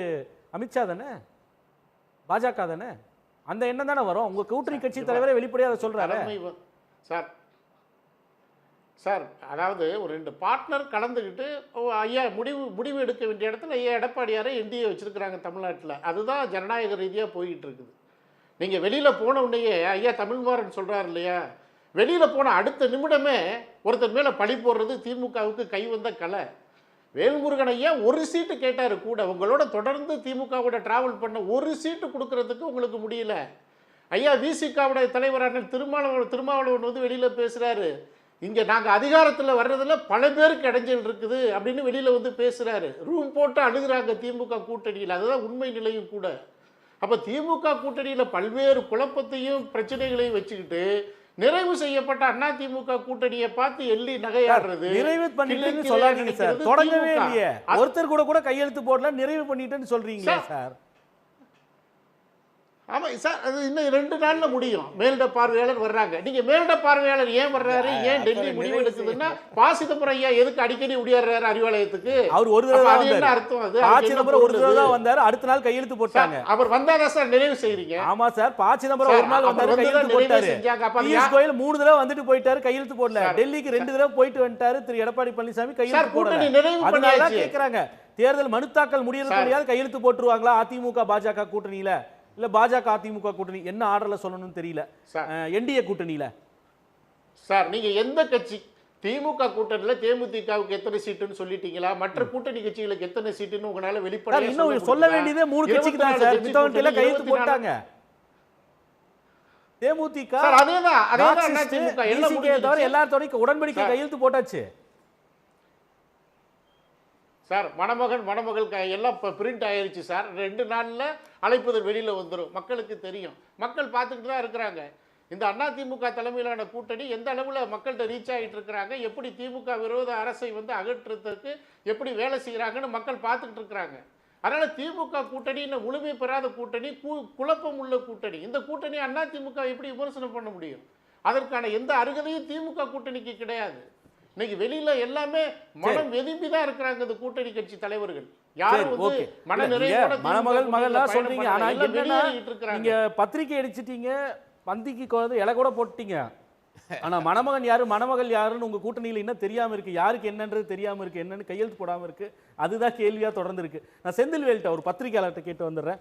அரசியல் விமர்சகர் செந்தில்வேல், பொதுவா 4 பேரும் பேசின கருத்துக்களை உள்வாங்கி இருப்பீங்க. என்ன நிலையில இருக்கு கூட்டணிகள்? அது கண்டிப்பாக சொல்லி நண்பர் சிலதை கண்டிப்பாக சொல்லி ஆகணும். குறிப்பாக என்னுடைய அன்பிற்கினிய சகோதரர் ஜி.கே. நாகராஜ் அவர்களுக்கு முதல்ல நான் நன்றி சொல்கிறேன். ஏன்னா அவர் ஒரு கருத்தை வலியுறுத்தினார். தமிழில்தான் வந்து குடமுழுக்கு நடத்த வேண்டும் அப்படிங்கிற ஒரு கருத்தை அவர் வலியுறுத்தினார். அது உள்ளபடியே எனக்கு வந்து பெருத்த மகிழ்ச்சி அளிக்கிறது. பாஜகவின் நிலைப்பாடு அதுவாக இருந்தால் எனக்கு மகிழ்ச்சி. ஏன்னா பாஜக நான் இதுக்காக அது வரைக்கும் எந்த போராட்டத்தையும் நடத்தினில்லை, கோயிலுக்கு போனதில்லை, தட் மீன்ஸ் கோர்ட்டுக்கெலாம் போனதில்லை. ஆனால் சகோதரருக்கு நான் சொல்லிக்கொள்கிறேன், அவர் ஊருக்கு பக்கத்தில் இருக்கக்கூடிய பழனியில் கூட இப்போ இந்த அரசு வந்த பிறகு நடைபெற்ற குடமுழுக்கு தமிழில் தான் நடைபெற்றது. சரி, தமிழில் குடமுழுக்கு நடத்தணும்னு இந்த அரசு முடிவெடுக்குது. முடிவெடுத்த உடனே நீதிமன்றத்தை நாடி செல்பவர்கள் யார் தெரியுமா? மேல்தட்டு மக்கள். காலங்காலமாக இந்த கோயில் எங்களுக்கு தான் என்று சொல்லக்கூடிய சிலர், சமஸ்கிருதம் தான் சிறந்த மொழி என்று சொல்லக்கூடிய சிலர் கோயிலுக்கு கோர்ட்டுக்கு போகிறாங்க. ஆமாம், தேவ பாஷைன்னு சொல்கிறவங்க. அப்படி கோர்ட்டுக்கு போகக்கூடிய பார்ப்பனர்கள் சிலர் கோர்ட்டுக்கு போகிறாங்க. அந்த வழக்கு வருகின்ற பொழுது நீதிமன்றத்தில் இது வந்து ஒரு முன்னணி இதழ்கள் அத்தனையிலும் வந்த செய்தி நான் அப்படியே வாசிக்கிறேன். பழனி முருகன் கோயில் குடமுழுக்கு விழாவில் ஆகம விதிமுறையின் படியும் நீதிமன்ற உத்தரவுப்படியும் தமிழில் வேத மந்திரங்கள் பயன்படுத்தப்படும் என்று உயர்நீதிமன்றத்தில் அரசு தரப்பில் உத்தரவாதம் அளிக்கப்பட்டிருக்கிறது. இதை தமிழ் ஆர்வலர்கள் கொண்டாடி வருகிறார்கள். சரி, தட் மீன்ஸ் ஸ்டே கேட்டாங்க. தமிழ்நாடு இது பண்ணிருக்கு. ஆமா, ஒன்று. அப்புறம் வந்து சமூக ரீதியாக சொன்னாங்க, வன்னியர் சமூக மக்களை பிளவுபடுத்துவதற்கு திமுக முயற்சிக்கிறதெல்லாம் சிலர் சொன்னார். உள்ளபடியே முக்குளத்தோர் மக்கள் அவ்வளவு கோத்தில் இருக்காங்க பாஜக மீது. ஏன் டிடி தினகரனை பிடிச்சி திகார் சைடில் போட்டாங்க. சசிகலா அம்மையார் பதவி இருக்கும்போது அவங்கள ஜெயிலுக்கு அனுப்பி விட்டாங்க. இன்னைக்கு அந்த அம்மையார் அவ்வளவு உச்சத்தில் இருந்த அம்மையாரை இன்றைக்கு அரசியலில் ஜீரோங்கிற இடத்துக்கு கொண்டு வந்து நிப்பாட்டிக்கிறாங்க. அந்த அம்மையார் திருப்பி மீண்டெழுந்து இன்னைக்கு வந்துட்டு இருக்கிறாங்க. ஓபிஎஸ்ஸை இவங்களை நம்பி போன ஓபிஎஸ்ஸை நடுத்தரில் விட்டு போயிட்டாங்க. 10.5 விழுக்காடு இடஒதுக்கீட்டை அவசரமாக வன்னியர் உள்ளிட ஒதுக்கீட்டை கொண்டு வந்து அது வன்னியர்களுக்கும் பலனளிக்கல, முக்குளத்தோரும் அதனால கோவத்தில் இருக்காங்க. அப்போ முக்குளத்தோரை கடுமையாக பாதித்திருக்கிறது பாஜக. முக்குளத்தோர் சமூகம் கோவத்தில் இருக்குது. நானும் சொல்லலாம் இல்லையா?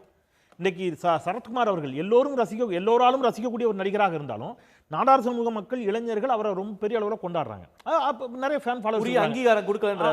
அப்போ நாடார் சமூகத்தை நீங்கள் வச்சுக்கிறீங்களா? அவங்க கோவத்தில் இருக்கிறாங்கல்ல. இப்படி பேசலாம், அதல்ல. நீங்க என்ன எழுச்சி தமிழர் திருமாவளவன் என்ன சொன்னார் நேற்று? அரசியலை ஜாதி கூட சுருக்கி பார்க்க அப்படி பார்க்காதீங்கிறேன். எழுச்சி தமிழர் நேற்று என்ன சொன்னார்? தெளிவாக சொன்னார். எழுச்சி தமிழர் திருமாவளவர்கள் எல்லா பேட்டிக்கும் சொன்னார், மார்க்சிஸ்ட் கம்யூனிஸ்ட் கட்சி இந்த கூட்டணியில் தொடர வேண்டும் என்று நான் விரும்புகிறேன். அவரிடமும் நான் அந்த கோரிக்கையை வைத்திருக்கிறேன். தமிழக வாழ்வுரிமை கட்சி வேல்முருகன் அவர்களிடம் நான் மீண்டும் பேசி வருகிறேன். இந்த கூட்டணியில் தான் அவரும் தொடர வேண்டும் என்று நான் வலியுறுத்துகிறேன். எங்களுடைய பலம் என்ன என்று எங்களுக்கு தெரியும். அதற்கான பலனை எப்பொழுது பெற வேண்டும் என்பதும் எங்களுக்கு தெரியும். ஆனால் 25 கட்சிகள் கொண்ட ஒரு மெகா கூட்டணியாக இது உருவெடுத்திருக்கிறது. அந்த சூழலையும் நான் புரிந்து கொள்கிறேன். பாசிச பாஜக என்னும் பேராபத்து தமிழ்நாட்டிற்குள் வர துடித்துக் கொண்டிருக்கிறது. அதை தடுக்க வேண்டிய கூட்டு பொறுப்பும் நமக்கு இருக்கிறது. இவை எல்லாவற்றையும் கணக்கில் கொண்டு எங்களை யாரும் ஏமாத்தலை, எங்களை யாரும் மிரட்டலை, நாங்கள் யாருக்கும் அடிபணியலை. நாங்கள் ஜனநாயக ரீதியாக எங்களுக்கு எங்கள் கட்சிக்கு எத்தனை சீட்டை கேட்டு பண்ணுங்கிற அறிவும் அரசியல் தெளிவும் எங்களுக்கு இருக்கிறது. சொன்னவர் எழுச்சி தமிழர் திருமா. இல்ல, அங்க எங்க பிரச்சனை வந்துச்சு? அவர் எண்ணிக்கை பிரச்சனையே இல்லை, நாங்கள் வருத்தம் தான். புரிதலோட இருக்கிறாங்க சார், ரைட்டுங்களா? இப்போ வேல்முருகனை பற்றி பேசினார் சகோதரர் ஜி.கே. நாகராஜ். அப்போ என்ன சொல்றாரு? ரெண்டுமே முரண்பாடா இருக்கு. ஒன்று என்ன சொல்றாரு? வேல்முருகனை திமுக வந்து அவமானப்படுத்திடுச்சு, அதனால ஒரு கோவத்தில் போயிட்டாருங்கிறார். கொஞ்ச நேரத்தில் அவரே தான் சொல்றாரு, வேல்முருகனை வெளியில அனுப்புனதே திமுக தான். எப்படியாவது ஐயா ராமதாஸ் கூட போயிட்டு அன்புமணியை பலவீனப்படுத்து. இந்த ரெண்டுல எது உண்மைன்னு எனக்கு தெரியல. நீங்களும் இப்படியும் சொல்றீங்க, இப்படி ஒரு உருட்டு அப்படி ஒரு உருட்டு, இப்படி சுத்து அப்படி சுத்தினா அது என்னன்னு எனக்கு தெரியல. அப்புறம் வந்து ரொம்ப முக்கியமா வந்து வேல்முருகன் அவர்கள் இன்றைக்கு பேசுகின்ற பொழுது சில வாதம் வைத்தார். சகோதரர் ராஜா தமிழ்மாறன் அதை சுட்டி காட்டினார். நீங்க இந்த சட்டப்பேரவையினுடைய நிறைவு நாளில் அவர் வைத்த வாதத்தில் ரொம்ப முக்கியமான வாதம், மிகவும் பாராட்டி பேசினார். ரொம்ப பாராட்டி, ரொம்ப முக்கியமான ஒன்று சொல்றேன். பாராட்டினா ஜஸ்ட் சொல்லத, அமைச்சர்கள் ஒவ்வொருவரும் மிகச்சிறப்பாக செயல்பட்டிருக்கிறார்கள். இந்த ஆட்சி மிகச்சிறந்த ஆட்சி. அமைச்சர்களை எல்லாம் பேர் குறிப்பிட்டு பாராட்டுறார். துணை முதலமைச்சரை வானலாக பாராட்டுகிறார், புகழ்கிறார். அவர் ஒன்று சொல்றாரு, நான் வந்து உதயசூரியன் சின்னத்தில் நின்று தான் வெற்றி பெற்றிருக்கிறேன், ஆனாலும் எதிர்க்கட்சியாகத்தான் நான் செயல்பட்டேன், ஒருபோதும் அதற்காக நீங்க முகம் சுளிக்கவில்லை. யாரை சொல்றாரு? முதலமைச்சரை. என்னை எப்பொழுதும் கண்ணியத்தோடு நடத்தினீர்கள், மரியாதையோடு நடத்தினீர்கள், அன்போடு நடத்தினீர்கள். பல நேரம் அசெம்பிளியில் ஹீட்டட் எக்ஸ்சேஞ்ச் வரும், ஆனாலும் ஆனாலும் அன்பு பாராட்டி இருக்கிறீங்க. இதெல்லாம் சொல்லி ஒன்னா என்ன ஒரு 20 வருஷமா ஆச்சு, 2 வாரம் தான் சார் ஆச்சு. அப்ப அவருக்கு வேதனை வருத்தம் அப்படிங்கிறது கூடுதல் இடங்கள் பெறுவதில் இருக்கலாம், அது தப்பு இல்லை, அது அவருடைய உரிமை, அதுக்குள்ள நான் தலையிட விரும்பல. அவர் எத்தனை சீட் வேணுங்கிறத அவர் தான் முடிவு பண்ணணும். ஆனால் அந்த வருத்தத்தின் காரணமாக அவர் வெளியேறி இருப்பேன் என்று சொல்வார் என்று சொன்னால் அந்த கோபத்தில் அந்த உரிமையில் அவருக்கு உரிமை இருக்கு, அதுல நியாயம் இருக்குன்னு வச்சுக்கலாம். ஆனா அங்கிருந்து டக்குன்னு எங்க வந்துட்டார்னா, இந்த அரசு என்ன செஞ்சுது, நான் அமைச்சர்களை பத்தி பல விஷயங்களை சொல்லுவேன், அதிகாரிகளோட அரசா இருக்கு. 2 வாரத்துக்கு முன்னாடி நீங்க ஏன் வானலாவை பாராட்டினீங்க சட்டமன்றத்தில்? 2 வாரத்துக்கு முன்னாடி வானலாவை பாராட்டி விட்டுட்டு 2 வாரத்தில் இந்த அரசு அதிகாரிகளை பற்றி அமைச்சர்களை பற்றி உங்களுக்கு இப்போ தான் தெரிஞ்சுதான்னு மக்கள்கிட்ட வந்து நீங்கள் நம்பகத்தன்மை இழந்து விடக்கூடாது. வேல்முருகன் சகோதரத்தோடு வந்து எனக்கு தனிப்பட்ட முறையில் நல்ல நண்பர், நான் அந்த அடிப்படையில் சொல்கிறேன். ஸோ அதனால் அவர் கூடுதல் இடங்கள் கேட்பதற்கு அவருக்கு உரிமை இருக்குது, அது கொடுக்கலைன்னா போகிறதுக்கு அவருக்கு உரிமை இருக்குது, அது வேற. பட் அரசின் மீது சொல்கிறதுல அப்படிங்கிறது அதிமுக பாஜக எஸ் அதிமுக பாஜகக்குள்ள வர சார். இப்போ நீங்கள் சொன்ன மாதிரி விருப்ப மனுக்களை பெற்று வேட்பாளர் நேர்காணலில் தொடங்கிடுச்சு திமுக. பெருவாரியான கட்சிகள் முடிய போகுது. பெருவாரியான கட்சிகளோட அவங்க வந்து உடன்படிக்கை எட்டிட்டாங்க. மீதம் இருக்கக்கூடிய இன்னும் கொஞ்சம் கட்சிகள், 3 கட்சி இருக்கு, அப்புறம் சின்ன கட்சி. ஆனா அதிமுக நீங்க மாறா பாருங்க என்ன நடந்துகிட்டு இருக்குது. நீங்க மதிக்கல அப்படிலாம் சொன்னார். இங்க இந்த கூட்டணிக்கு தலைவர் எடப்பாடி பழனிசாமி தான் சொல்லிக்கிறார், இவங்க சொல்ற மாதிரி தெரியல. இங்க இந்த கூட்டணி கட்சி தலைவரின் படத்தை கூட இல்லாம நீங்க ஒரு மாநாடு நடத்துறீங்க, ஒரு கூட்டம் நடத்துறீங்க திருச்சியில. பிரைம் மினிஸ்டர் வராரு, எடப்பாடி பழனிசாமி போட்டோ எங்க சார்? இதான் நீங்க அவரை மதிக்கிற முறையா? பியூஷ் கோயல் வந்து இங்க மணிக்கணக்காக காத்திருந்தார் மரியாதைக்குரிய மறைந்த அம்மையார் ஜெயலலிதாவை பார்ப்பதற்கு. மாறாக ரைட், ஓகே, நீங்க மறுத்துங்க சார், உங்க நேரத்தில் நீங்க மறுத்துங்க, நான் எல்லா ஊடகங்களையும் வெளியில வந்த செய்தியா தான் சொல்றேன். சரி, மாறாக நீங்க எடப்பாடி பழனிசாமி போய் அமித்ஷாவை பார்ப்பதற்கு காத்திருக்கிறார் மணிக்கணக்கா. முந்தா நாள் அவருக்கு கொடுத்த அப்பாயின்மெண்ட்டை தாண்டி நேரம் ஓடிக்கிட்டு இருக்குது.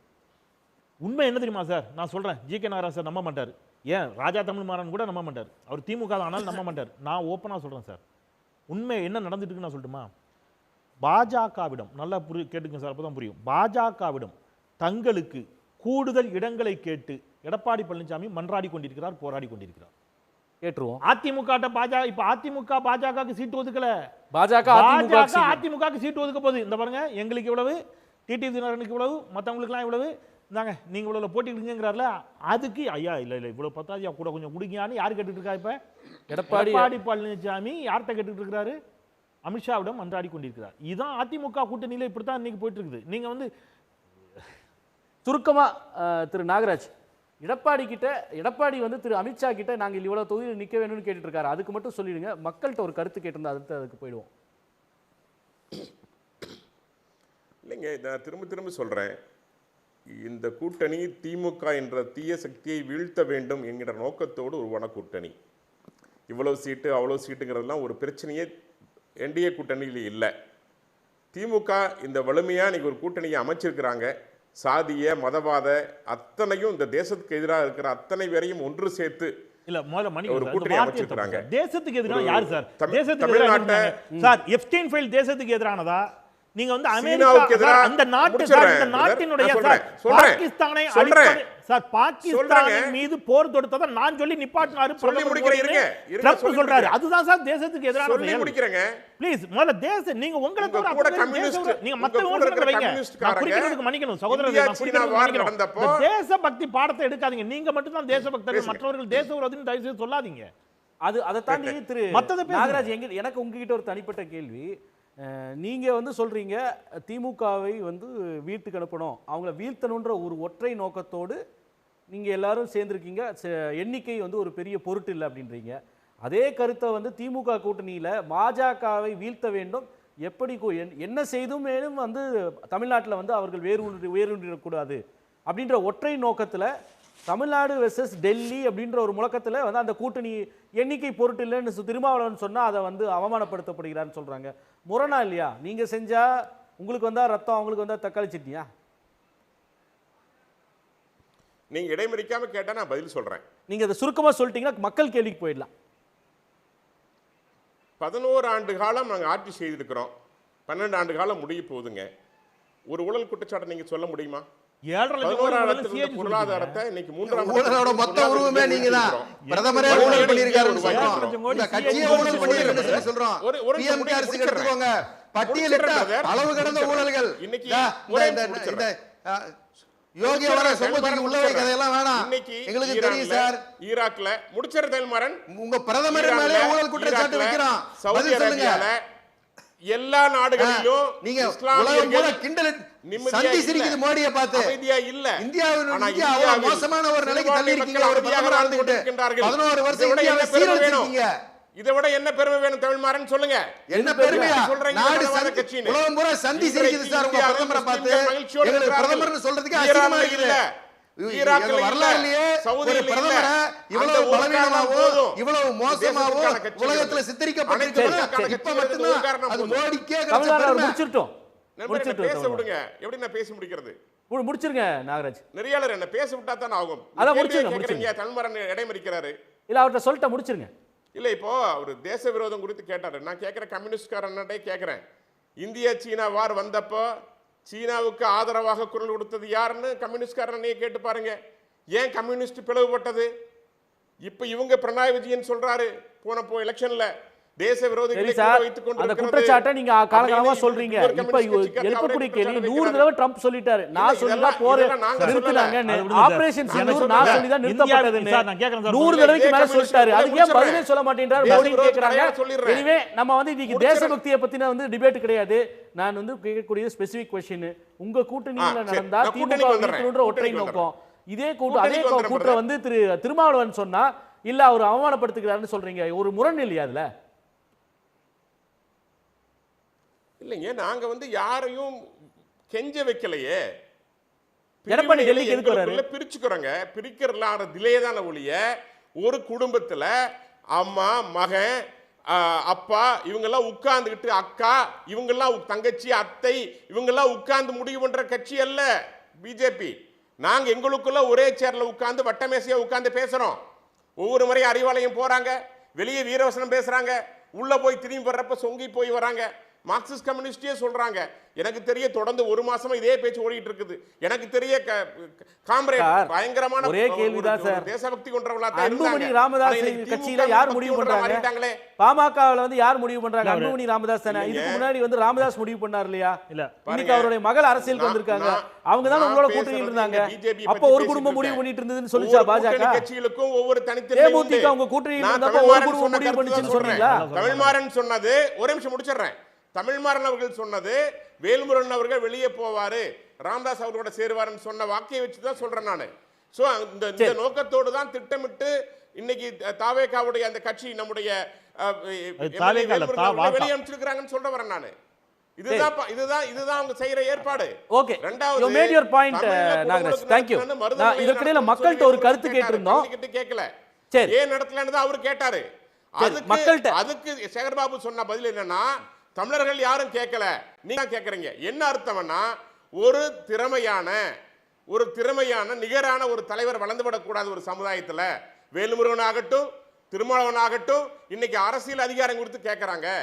அதேதான் நான் கேட்டேன். ஜான் பாண்டியனுக்கு கிருஷ்ணசாமிக்கு எவ்வளவு கொடுக்க போறீங்கன்னு கேட்டா உங்ககிட்ட பதில் இல்ல. எனிவே நான் மக்கள்கிட்ட ஒரு கருத்து கேட்டிருந்தோம். அகில இந்திய சமத்துவ மக்கள் கட்சி பாஜகவில் இணைந்து 2 ஆண்டுகள் ஆன போதும் தனக்கு பதவி எதுவும் வழங்கவில்லை என சரத்குமார் பகிரங்கமாக அதிருப்தியை வெளிப்படுத்தி இருக்கிறது எதை காட்டுதுன்னு கேட்டிருந்தோம். நியாயமான ஆதங்கம் என 37% பேரும், ஆதரவாளர்களுக்கு சீட்டு பெற என 16% பேரும், தேர்தல் நேர ஸ்டண்ட் என 47% பேரும் கருத்து தெரிவித்திருக்காங்க. எக்ஸ் தளத்தில் கருத்து தெரிவித்த மக்களுக்கு நன்றி. இறுதி கருத்து எல்லோரும் சுருக்கமாக ஒரு சில நிமிடங்களில் முடிச்சிருங்க. திரு அருணன், உங்களுடைய இறுதி கருத்து. இல்லை, இங்கே எல்லாரையும் பார்த்து தேச விரோதிகளுக்குதே நீங்கள் ஒரு ஆள் தான் தேசபக்தரானு செந்தில்வேலு அழகாக கேட்டார்.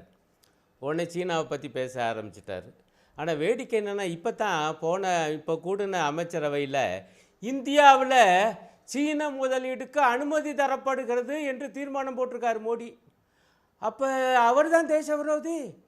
எங்கே இதுக்கு பழைய கதையை பேசிகிட்டு இருக்கீங்க? நீங்கள் தான் சொன்னீங்க இவ்வளோ நாளாக எதிரி சீனான்னு.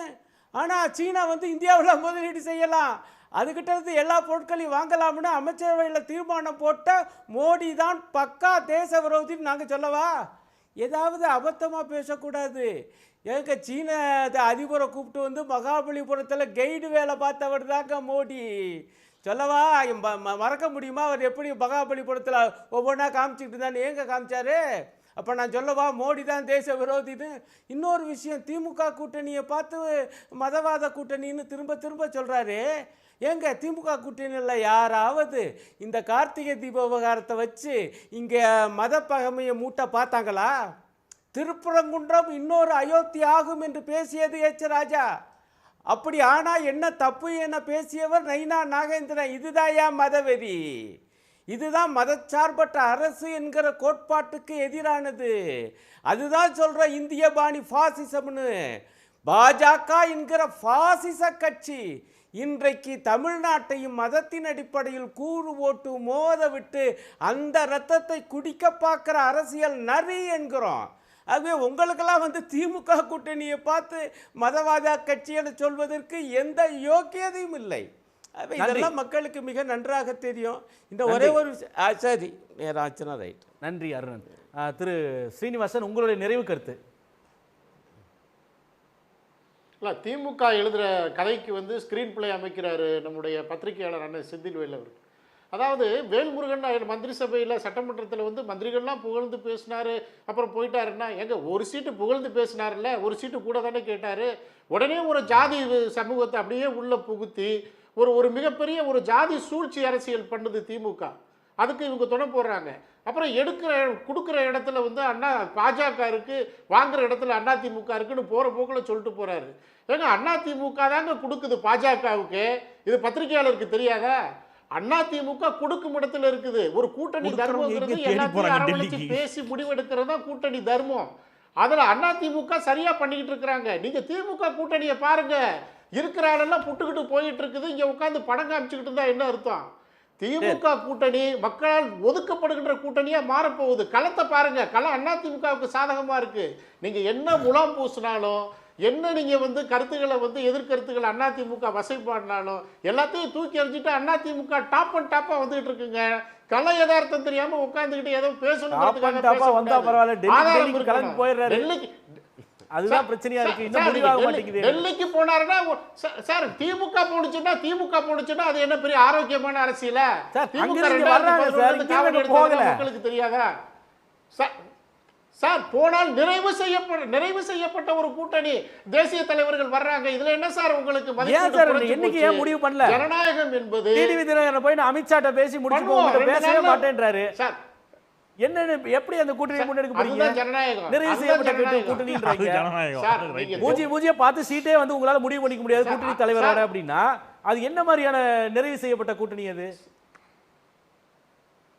சார்? அது எல்லாம் அதாவது எத்தனை சீட் ஷேரிங்ன்றது வந்து எல்லாம் கலந்து பேசி முடிவெடுக்கிறது. 2 நாள்ல தகவல் சொல்றேன்னு புரட்சி தமிழர் ஐயா எடப்பாடியார் செய்தியாளர்கிட்ட சொல்லிட்டார் சார். கலந்து பேசி பேசணும். திமுக டெல்லியில மட்டும் தான் பேசுவேன், எடப்பாடிட்ட பேச மாட்டேன்னு சொல்றது என்ன கூட்டணி அது சார்? இது வந்து அறிவாலயமே திணறிக்கிட்டு இருக்கு சார். அறிவாலயத்தில் எந்த முடிவும் எடுக்க முடியாம 24 நாளா 24 கூட்டணி வச்சு அவங்க எல்லாரும் அறிவாலயத்துக்கு தான் சார் மாத்தி மாத்தி வந்துட்டு போறாங்க. தமிழ்மாறன், உங்களுடைய நிறைவு கருத்து சுருக்கமா முடிச்சிருங்க, நேரம் இல்ல. இது ஒரு குழப்ப கூட்டணி, திமுக கூட்டணி. சரி, okay, you mat your point. குழப்ப கூட்டணி, சரி, ஓகே.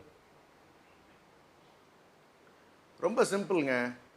எங்களுடைய தலைவர் கூட்டணி பேச்சுவார்த்தைக்கு திமுகவுக்கு அறிவாலயத்துக்கு வந்து போகிறாருங்கிறது தமிழ்நாட்டு மக்கள் பார்த்து கொண்டிருக்கிறார்கள். டெல்லிக்கு போய் பாருங்க, அண்ணன் பேச்சாளர் அவரே வந்து ஒத்துக்கிட்டார். சீனிவாசன் மேலிட பார்வையாளர், மேலிட பார்வையாளர், மேலிடத்துல போய் பேசுறோம்னு சொல்றாரு. அப்ப அவங்களுக்கு ஒரு மேலிடம் இருக்கிறது டெல்லியில தான். அது அமித்ஷாங்கிறது அண்ணன் நேரடியாக ஒத்துக்கிட்டாங்க. பழனிசாமி ஐயா தன்னுடைய ஆளுமையை நிரூபிக்க தவறிவிட்டார், மிகப்பெரிய தோல்வியை சந்தித்திருக்கிறார். கூட இருக்கிற யாருமே அவர் அந்த கூட்டணியினுடைய தலைவராக ஏற்றுக்க தயாராக இல்லாததன் காரணம் தான் யாருமே அவர்கிட்ட பேச்சுவார்த்தைக்கு போகல. அவர் குழு அமைச்சம்னு சொல்லி சொன்னார். அந்த 4 பேர்கிட்டையும் யாரும் போய் இன்னைக்கு வரைக்கும் பேசின பாடு இல்லை. எல்லாம் எங்கே போகிறாங்கன்னா அமித்ஷா ஐயாட்ட போகிறாங்க, அங்கே போய் முறையிடுறாங்க. அங்கே போய் அமித்ஷா ஐயா டைம் அப்பாயின்மெண்ட் கொடுத்து கூட பழனிசாமி ஐயாவை பார்க்கல. ஏன்னா அவர் மற்றவர்களுக்கு ஒத்துப்போகாத காரணத்தினால், மற்றவர்கள் அவரை ஏற்க தயங்குகின்ற காரணத்தினால். அப்போ மிகப்பெரிய குழப்பம். கூட்டணி எண்ணிக்கை முடிவாகாமல் தடுமாறிக்கொண்டு சீரழிந்த நிலையில் அதிமுக இருக்கிறது. இதுதான் நிதர்சனமான உண்மை. மிகப்பெரிய வலுவாக அவங்க கூட்டணியில் இருந்தவர்கள் எல்லாம் வந்து திமுக சேர்ந்திருக்கிறார்கள். தமிழ்நாட்டு நலனுக்காக 200 சீட்டுக்கு மேற்பட்ட சீட்டுகளில் திராவிட முன்னேற்ற கழகம் இந்த தேர்தல் உறுதியாக வெற்றி பெறும். வரலாற்று வெற்றியை தன்னுடைய தலைவர் அவர்கள் காட்டத்தான் போகிறார். நன்றி நன்றி நன்றி. செந்தில், ஒரு சீட்டு தானே கூட கேட்டாங்க தமிழக வாழ்வுரிமை கட்சிக்கு. அதை கொடுக்கறதுல என்ன அப்படின்னு ரொம்ப உரிமையோட கோவப்பட்டாங்க ஜனநாயக ரீதியாக சகோதரர் ஜி.கே. நாகராஜும் புதுக்கோட்டை சீனிவாசன் அவர்களும். ஒரு சீட்டு கூட கேட்கல. யாரு? திருமதி வி.கே. சசிகலா அம்மையார். எந்த வி.கே. சசிகலா அம்மையார்? சிறைக்கு செல்லும் நேரத்தில் எடப்பாடி பழனிசாமி முதலமைச்சராக ஆக்கிவிட்டு சென்ற திருமதி வி.கே. சசிகலா அம்மையார். தேர்தலிருந்தே ஒதுக்கி இருந்தாங்க. அவங்களை எதுக்கு நீங்க கட்சிக்குள்ள கூட சேர்க்கல? எதுக்கு கட்சியை விட்டு நீக்கினீங்க? என்ன காரணம்? அதுக்குள்ள ஒரு சாதி அரசியல பேசினா தாங்குவீங்களா? நீங்க பேசலாமா அப்படி? அப்ப அவங்களை நீங்க நீக்கினதுக்கு ஒரே ஒரு காரணத்தை ரைட் ராயலா சொல்லுங்க பார்ப்போம். உங்களை முதலமைச்சராக்குனவங்க தானே அவங்க. சரி, இப்ப உங்களை 4 ஆண்டு காலம் உங்களுடைய ஆட்சி நீடிப்பதற்கு காரணமாக இருந்தவர் யார்? ஐயா ஓபிஎஸ். அவருடைய ஆதரவு எம்எல்ஏக்கள் 11 பேர். பாஜக எடப்பாடியே சொல்றாரு. சேர்த்து வச்சது யார்? இந்த 11 எம்எல்ஏக்களை சேர்த்து வச்சது யாரு? பாஜக சேர்த்து வச்சது. அன்னைக்கு ஓபிஎஸ் 11 எம்எல்ஏக்கள் ஆதரவு கொடுக்கலன்னா ஆட்சி பேருக்கு நடந்திருக்குமா? இல்ல, அதற்கு கிரெடிட் வந்து அவர் பாஜக கிரெடிட் பரவாயில்ல. பட் அது இப்ப அவர் விலகினதுக்கு பிறகு அன்னைக்கு உங்களுக்கு ஓபிஎஸ் தேவைப்பட்டார்ல. இன்னைக்கு அந்த ஓபிஎஸ் திமுக சேருவதற்கு முன்பு வரைக்கும் என்ன கேட்டாரு? எனக்கு எந்த பொறுப்பும் கூட வேண்டாங்க, அன்கண்டிஷனல் நான் வந்து இணைஞ்சுக்கிறேன்னாரு. உங்க சொந்த கட்சியில உங்களை 4 ஆண்டு காலம் முதலமைச்சராக வைத்து அழகு பார்த்த சசிகலாவிற்கு இடமில்லை, அவருக்கு இடம் கொடுக்க மனமில்லை, ஓபிஎஸ்க்கு இடம் கொடுக்க மனமில்லை. நீங்க இன்னைக்கு பாஜக வந்து ஆம்டிஸ்ட் பண்ணி டிடி தினகரனை சேர்த்து தான் ஆகணும்னு சொன்ன பிறகு அவரை மட்டும் சேர்த்துக்கிறீங்க. நீங்க திமுக கூட்டணியில் தமிழக வாழ்வுரிமை கட்சி வெளியேறியதை பற்றி கவலைப்படுவதற்கு இல்லையா? இதெல்லாம் என்ன ஜனநாயகம் தெரியல. லாஸ்ட் ஒரு வார்த்தை, இந்த நாட்டுக்கு பிரதமர் மோடியா ட்ரம்பான்னு எனக்கு தெரியல. ஏங்க, ரஷ்யாவுடன் எண்ணெய் வாங்குவதை நிறுத்த சொல்லிவிட்டேன் இந்தியாவை. சொல்லணும், ஒன்று யார் சொல்லணும்? ஒன்று ரஷ்ய அதிபர் சொல்லணும், இன்னொன்னா இந்திய பிரதமர் சொல்லணும். அதையும் ட்ரம்ப் தான் சொல்றாரு. இந்தியாவுக்கு ஏற்றுமதி செய்ய போகிறோம், ஒப்பந்தம் போட்டிருக்கோம், 0% வரி. அதையும் யார் தான் சொல்றா? ட்ரம்ப் தான் சொல்றாரு. போற நிறுத்தணுமா? யார் இங்க தேச விரோதிகள், யார் தேசபக்தர்கள்? நீங்க ஊருக்கெல்லாம் தேசபக்தி எடுக்காதீங்க. இந்த நாட்டுக்கு வந்து நீங்க வந்து நன்றி நன்றி. திரு நாகராஜ், சுருக்கமா ஒரு 10 செகண்ட்ல உங்களுடைய கருத்தை முடிச்சிருங்க. டைம் இல்ல, நீங்க மீண்டும் உங்களுக்கு கேட்டதுனால ஒரு வாய்ப்பு. இல்லைங்க, ட்ரம்பை குறித்து தொடர்ந்து பேசுறாங்க. இந்தியாவுடைய வளர்ச்சியை தாங்க முடியாமல் தன்னைக்குத்தானே வந்து ஒரு பெரிய நடுநிலை மனிதர் மாதிரி காமிச்சிட்டு இருக்காரு. அவர் எது பேசினாலும் இந்தியாவுக்கு எதிராக பேசினா இவங்களுக்கு வேத வாக்கு. கம்யூனிஸ்டுகளுக்கும் திமுககளுக்கும் காங்கிரஸ்களுக்கும் இந்திய வளர்ச்சி எதுல வளர்ந்திருக்குன்னு சொல்லுங்க. ஒரே ஒரு வார்த்தை சார். ரைட் ட்ரைல கேக்குறோம் சார். ரஷ்யாவுடன் எண்ணெய் வாங்குவதை முடிவை இந்தியா எடுத்திருக்கிறதுங்கறாரு. அத சொல்றதுக்கு ட்ரம்ப் யார் சார்? அவர் அப்படி ட்ரம்ப் யார்? ஒரு நிமிஷம். இல்ல, நீங்க கேட்டதுல ஒரு இந்தியா மதவாத நாடா மாத்துறத தவிர வேற என்ன பாரதிய ஜனதா திரு நாகராஜ், நீங்க சொல்ற ஸ்டேட்மென்ட்லயே ஒரு பதில் இருக்கு. நீங்களே சொல்றீங்க இந்தியாவுக்கு எதிராக பேசினா இங்க இருக்கவர்கள் வந்து எதிர்க்கட்சியில் கொண்டாடுறீங்க. இந்தியாவுக்கு எதிராக அவர் பேசினார், இது வரைக்கும் மோடி ஏன் சொல்லல? கண்டிச்சிருக்கணும் நீங்க. அது பாருங்க, அது அரசியல் சாணக்கியம்ங்க. நீங்க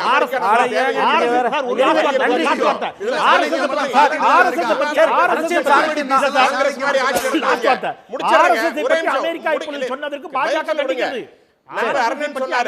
நீங்க கேக்குறீங்க என்ன அர்த்தம்னா, ஒரு திறமையான நிகரான ஒரு தலைவர் வளர்ந்துவிடக்கூடாது ஒரு சமுதாயத்துல.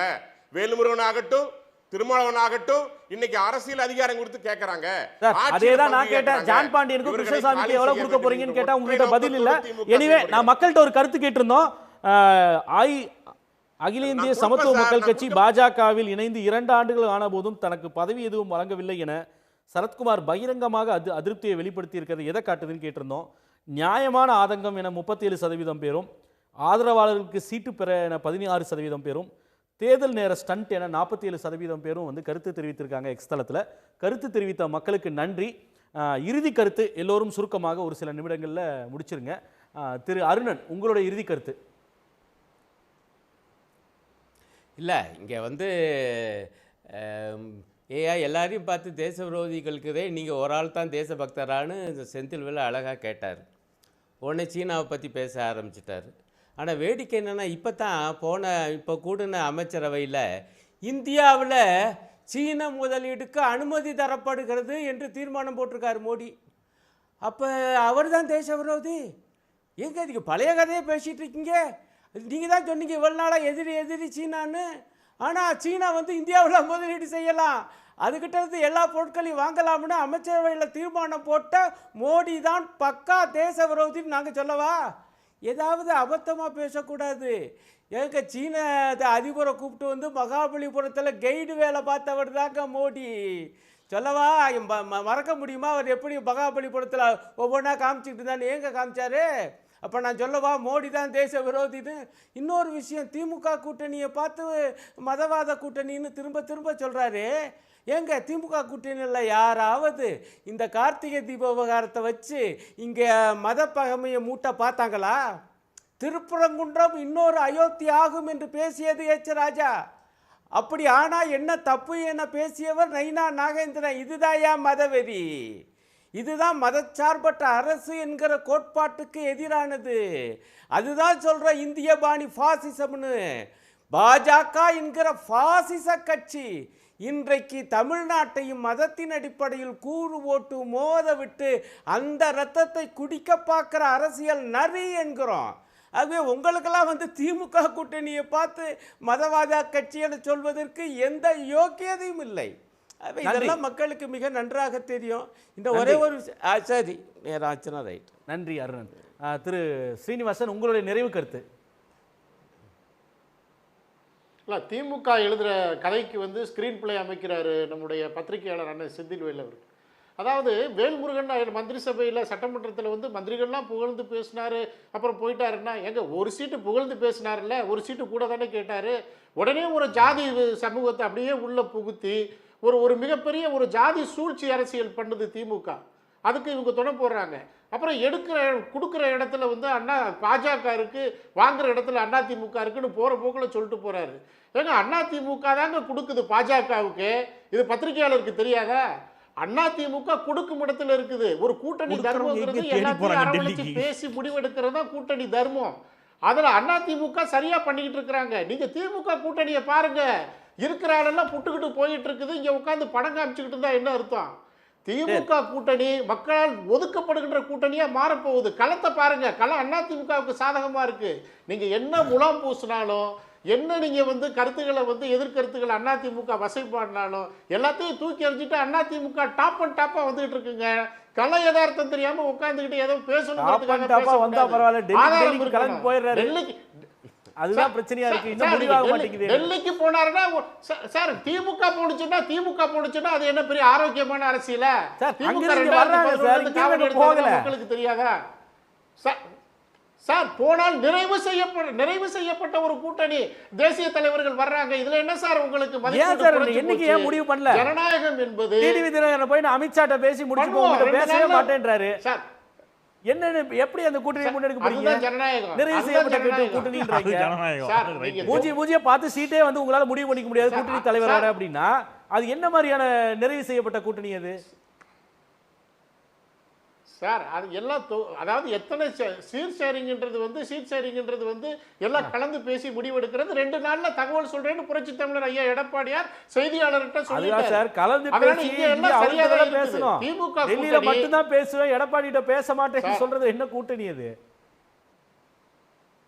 சார்? இது வந்து அறிவாலயமே திணறிக்கிட்டு இருக்கு சார். அறிவாலயத்தில் எந்த முடிவும் எடுக்க முடியாம 24 நாளா 24 கூட்டணி வச்சு அவங்க எல்லாரும் அறிவாலயத்துக்கு தான் சார் மாத்தி மாத்தி வந்துட்டு போறாங்க. தமிழ்மாறன், உங்களுடைய நிறைவு கருத்து சுருக்கமா முடிச்சிருங்க, நேரம் இல்ல. இது ஒரு குழப்ப கூட்டணி, திமுக கூட்டணி. சரி, okay, you mat your point. குழப்ப கூட்டணி, சரி, ஓகே. ரொம்ப சிம்பிள்ங்க. எங்களுடைய தலைவர் கூட்டணி பேச்சுவார்த்தைக்கு திமுகவுக்கு அறிவாலயத்துக்கு வந்து போகிறாருங்கிறது தமிழ்நாட்டு மக்கள் பார்த்து கொண்டிருக்கிறார்கள். டெல்லிக்கு போய் பாருங்க, அண்ணன் பேச்சாளர் அவரே வந்து ஒத்துக்கிட்டார். சீனிவாசன் மேலிட பார்வையாளர், மேலிட பார்வையாளர், மேலிடத்துல போய் பேசுறோம்னு சொல்றாரு.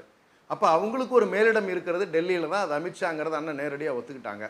பழனிசாமி ஐயா தன்னுடைய ஆளுமையை நிரூபிக்க தவறிவிட்டார், மிகப்பெரிய தோல்வியை சந்தித்திருக்கிறார். கூட இருக்கிற யாருமே அவர் அந்த கூட்டணியினுடைய தலைவராக ஏற்றுக்க தயாராக இல்லாததன் காரணம் தான் யாருமே அவர்கிட்ட பேச்சுவார்த்தைக்கு போகல. அவர் குழு அமைச்சம்னு சொல்லி சொன்னார்.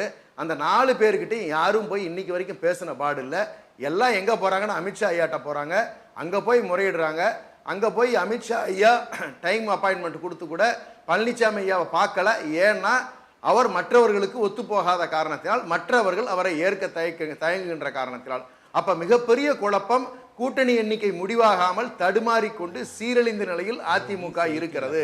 இதுதான் நிதர்சனமான உண்மை. மிகப்பெரிய வலுவாக அவங்க கூட்டணியில் இருந்தவர்கள் எல்லாம் வந்து திமுக சேர்ந்திருக்கிறார்கள். தமிழ்நாட்டு நலனுக்காக 200 சீட்டுக்கு மேற்பட்ட சீட்டுகளில் திராவிட முன்னேற்ற கழகம் இந்த தேர்தல் உறுதியாக வெற்றி பெறும். வரலாற்று வெற்றியை நம்முடைய தலைவர் அவர்கள் காட்டத்தான் போகிறார்.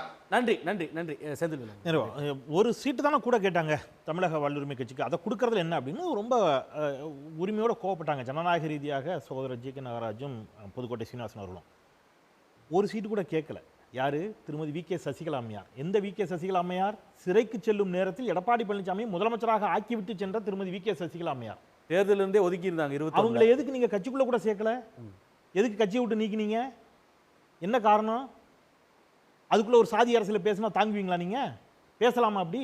அப்ப அவங்களை நீங்க நீக்கினதுக்கு ஒரே ஒரு காரணத்தை ரைட் ராயலா சொல்லுங்க பார்ப்போம். உங்களை முதலமைச்சராக்குனவங்க தானே அவங்க. சரி, இப்ப உங்களை 4 ஆண்டு காலம் உங்களுடைய ஆட்சி நீடிப்பதற்கு காரணமாக இருந்தவர் யார்? ஐயா ஓபிஎஸ். அவருடைய ஆதரவு எம்எல்ஏக்கள் 11 பேர். பாஜக எடப்பாடியே சொல்றாரு.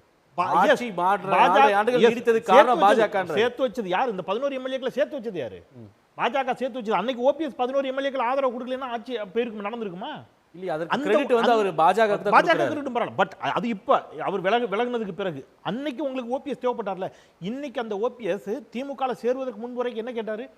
எனக்கு எந்த பொறுப்பும் கூட வேண்டாங்க, அன்கண்டிஷனல் நான் வந்து இணைஞ்சுக்கிறேன்னாரு. உங்க சொந்த கட்சியில உங்களை 4 ஆண்டு காலம் முதலமைச்சராக வைத்து அழகு பார்த்த சசிகலாவிற்கு இடமில்லை, அவருக்கு இடம் கொடுக்க மனமில்லை, ஓபிஎஸ்க்கு இடம் கொடுக்க மனமில்லை. நீங்க இன்னைக்கு பாஜக வந்து ஆம்டிஸ்ட் பண்ணி டிடி தினகரனை சேர்த்து தான் ஆகணும்னு சொன்ன பிறகு அவரை மட்டும் சேர்த்துக்கிறீங்க. நீங்க திமுக கூட்டணியில் தமிழக வாழ்வுரிமை கட்சி வெளியேறியதை பற்றி கவலைப்படுவதற்கு இல்லையா? இதெல்லாம் என்ன ஜனநாயகம் தெரியல. லாஸ்ட் ஒரு வார்த்தை, இந்த நாட்டுக்கு பிரதமர் மோடியா ட்ரம்பான்னு எனக்கு தெரியல. ஏங்க, ரஷ்யாவுடன் எண்ணெய் வாங்குவதை நிறுத்த சொல்லிவிட்டேன் இந்தியாவை. சொல்லணும், ஒன்று யார் சொல்லணும்? ஒன்று ரஷ்ய அதிபர் சொல்லணும், இன்னொன்னா இந்திய பிரதமர் சொல்லணும். அதையும் ட்ரம்ப் தான் சொல்றாரு. இந்தியாவுக்கு ஏற்றுமதி செய்ய போகிறோம், ஒப்பந்தம் போட்டிருக்கோம், 0% வரி. அதையும் யார் தான் சொல்றா? ட்ரம்ப் தான் சொல்றாரு. போற நிறுத்தணுமா? யார் இங்க தேச விரோதிகள், யார் தேசபக்தர்கள்? நீங்க ஊருக்கெல்லாம் தேசபக்தி தயவு செய்து எடுக்காதீங்க. இந்த நாட்டுக்கு வந்து நீங்க வந்து நன்றி நன்றி. திரு நாகராஜ், சுருக்கமா ஒரு 10 செகண்ட்ல உங்களுடைய கருத்தை முடிச்சிருங்க. டைம் இல்ல, நீங்க மீண்டும் உங்களுக்கு கேட்டதுனால ஒரு வாய்ப்பு. இல்லைங்க, ட்ரம்பை குறித்து தொடர்ந்து பேசுறாங்க. இந்தியாவுடைய வளர்ச்சியை தாங்க முடியாமல் தன்னைக்குத்தானே வந்து ஒரு பெரிய நடுநிலை மனிதர் மாதிரி காமிச்சிட்டு இருக்காரு. அவர் எது பேசினாலும் இந்தியாவுக்கு எதிராக பேசினா இவங்களுக்கு வேத வாக்கு. கம்யூனிஸ்டுகளுக்கும் திமுககளுக்கும் காங்கிரஸ்களுக்கும் இந்திய வளர்ச்சி எதுல வளர்ந்திருக்குன்னு சொல்லுங்க. ஒரே ஒரு வார்த்தை சார். ரைட் ட்ரைல கேக்குறோம் சார். ரஷ்யாவுடன் எண்ணெய் வாங்குவதை முடிவை இந்தியா எடுத்திருக்கிறதுங்கறாரு. அத சொல்றதுக்கு ட்ரம்ப் யார் சார்? அவர் அப்படி ட்ரம்ப் யார்? ஒரு நிமிஷம். இல்ல, நீங்க கேட்டதுல ஒரு இந்தியா மதவாத நாடா மாத்துறத தவிர வேற என்ன பாரதிய ஜனதா? திரு நாகராஜ், நீங்க சொல்ற ஸ்டேட்மென்ட்லயே ஒரு பதில் இருக்கு. நீங்களே சொல்றீங்க இந்தியாவுக்கு எதிராக பேசினா இங்க இருக்கவர்கள் வந்து எதிர்க்கட்சியில் கொண்டாடுறீங்க. இந்தியாவுக்கு எதிராக அவர் பேசினார், இது வரைக்கும் மோடி ஏன் சொல்லல? கண்டிச்சிருக்கணும் நீங்க. அது பாருங்க, அது அரசியல் சாணக்கியம்ங்க. நீங்க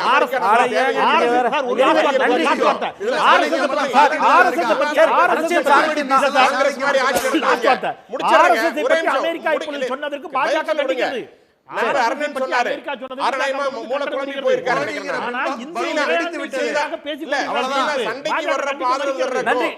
கருத்துக்களை பகிர்ந்த அனைவருக்கும் மிக்க நன்றி. மீண்டும் சந்திப்போம். இது கேள்விக்களம், மக்களின் மேடை. உடனுக்குடன் செய்திகளை தெரிந்து கொள்ள சன் நியூஸ் பெல் ஐகானை கிளிக் பண்ணுங்க.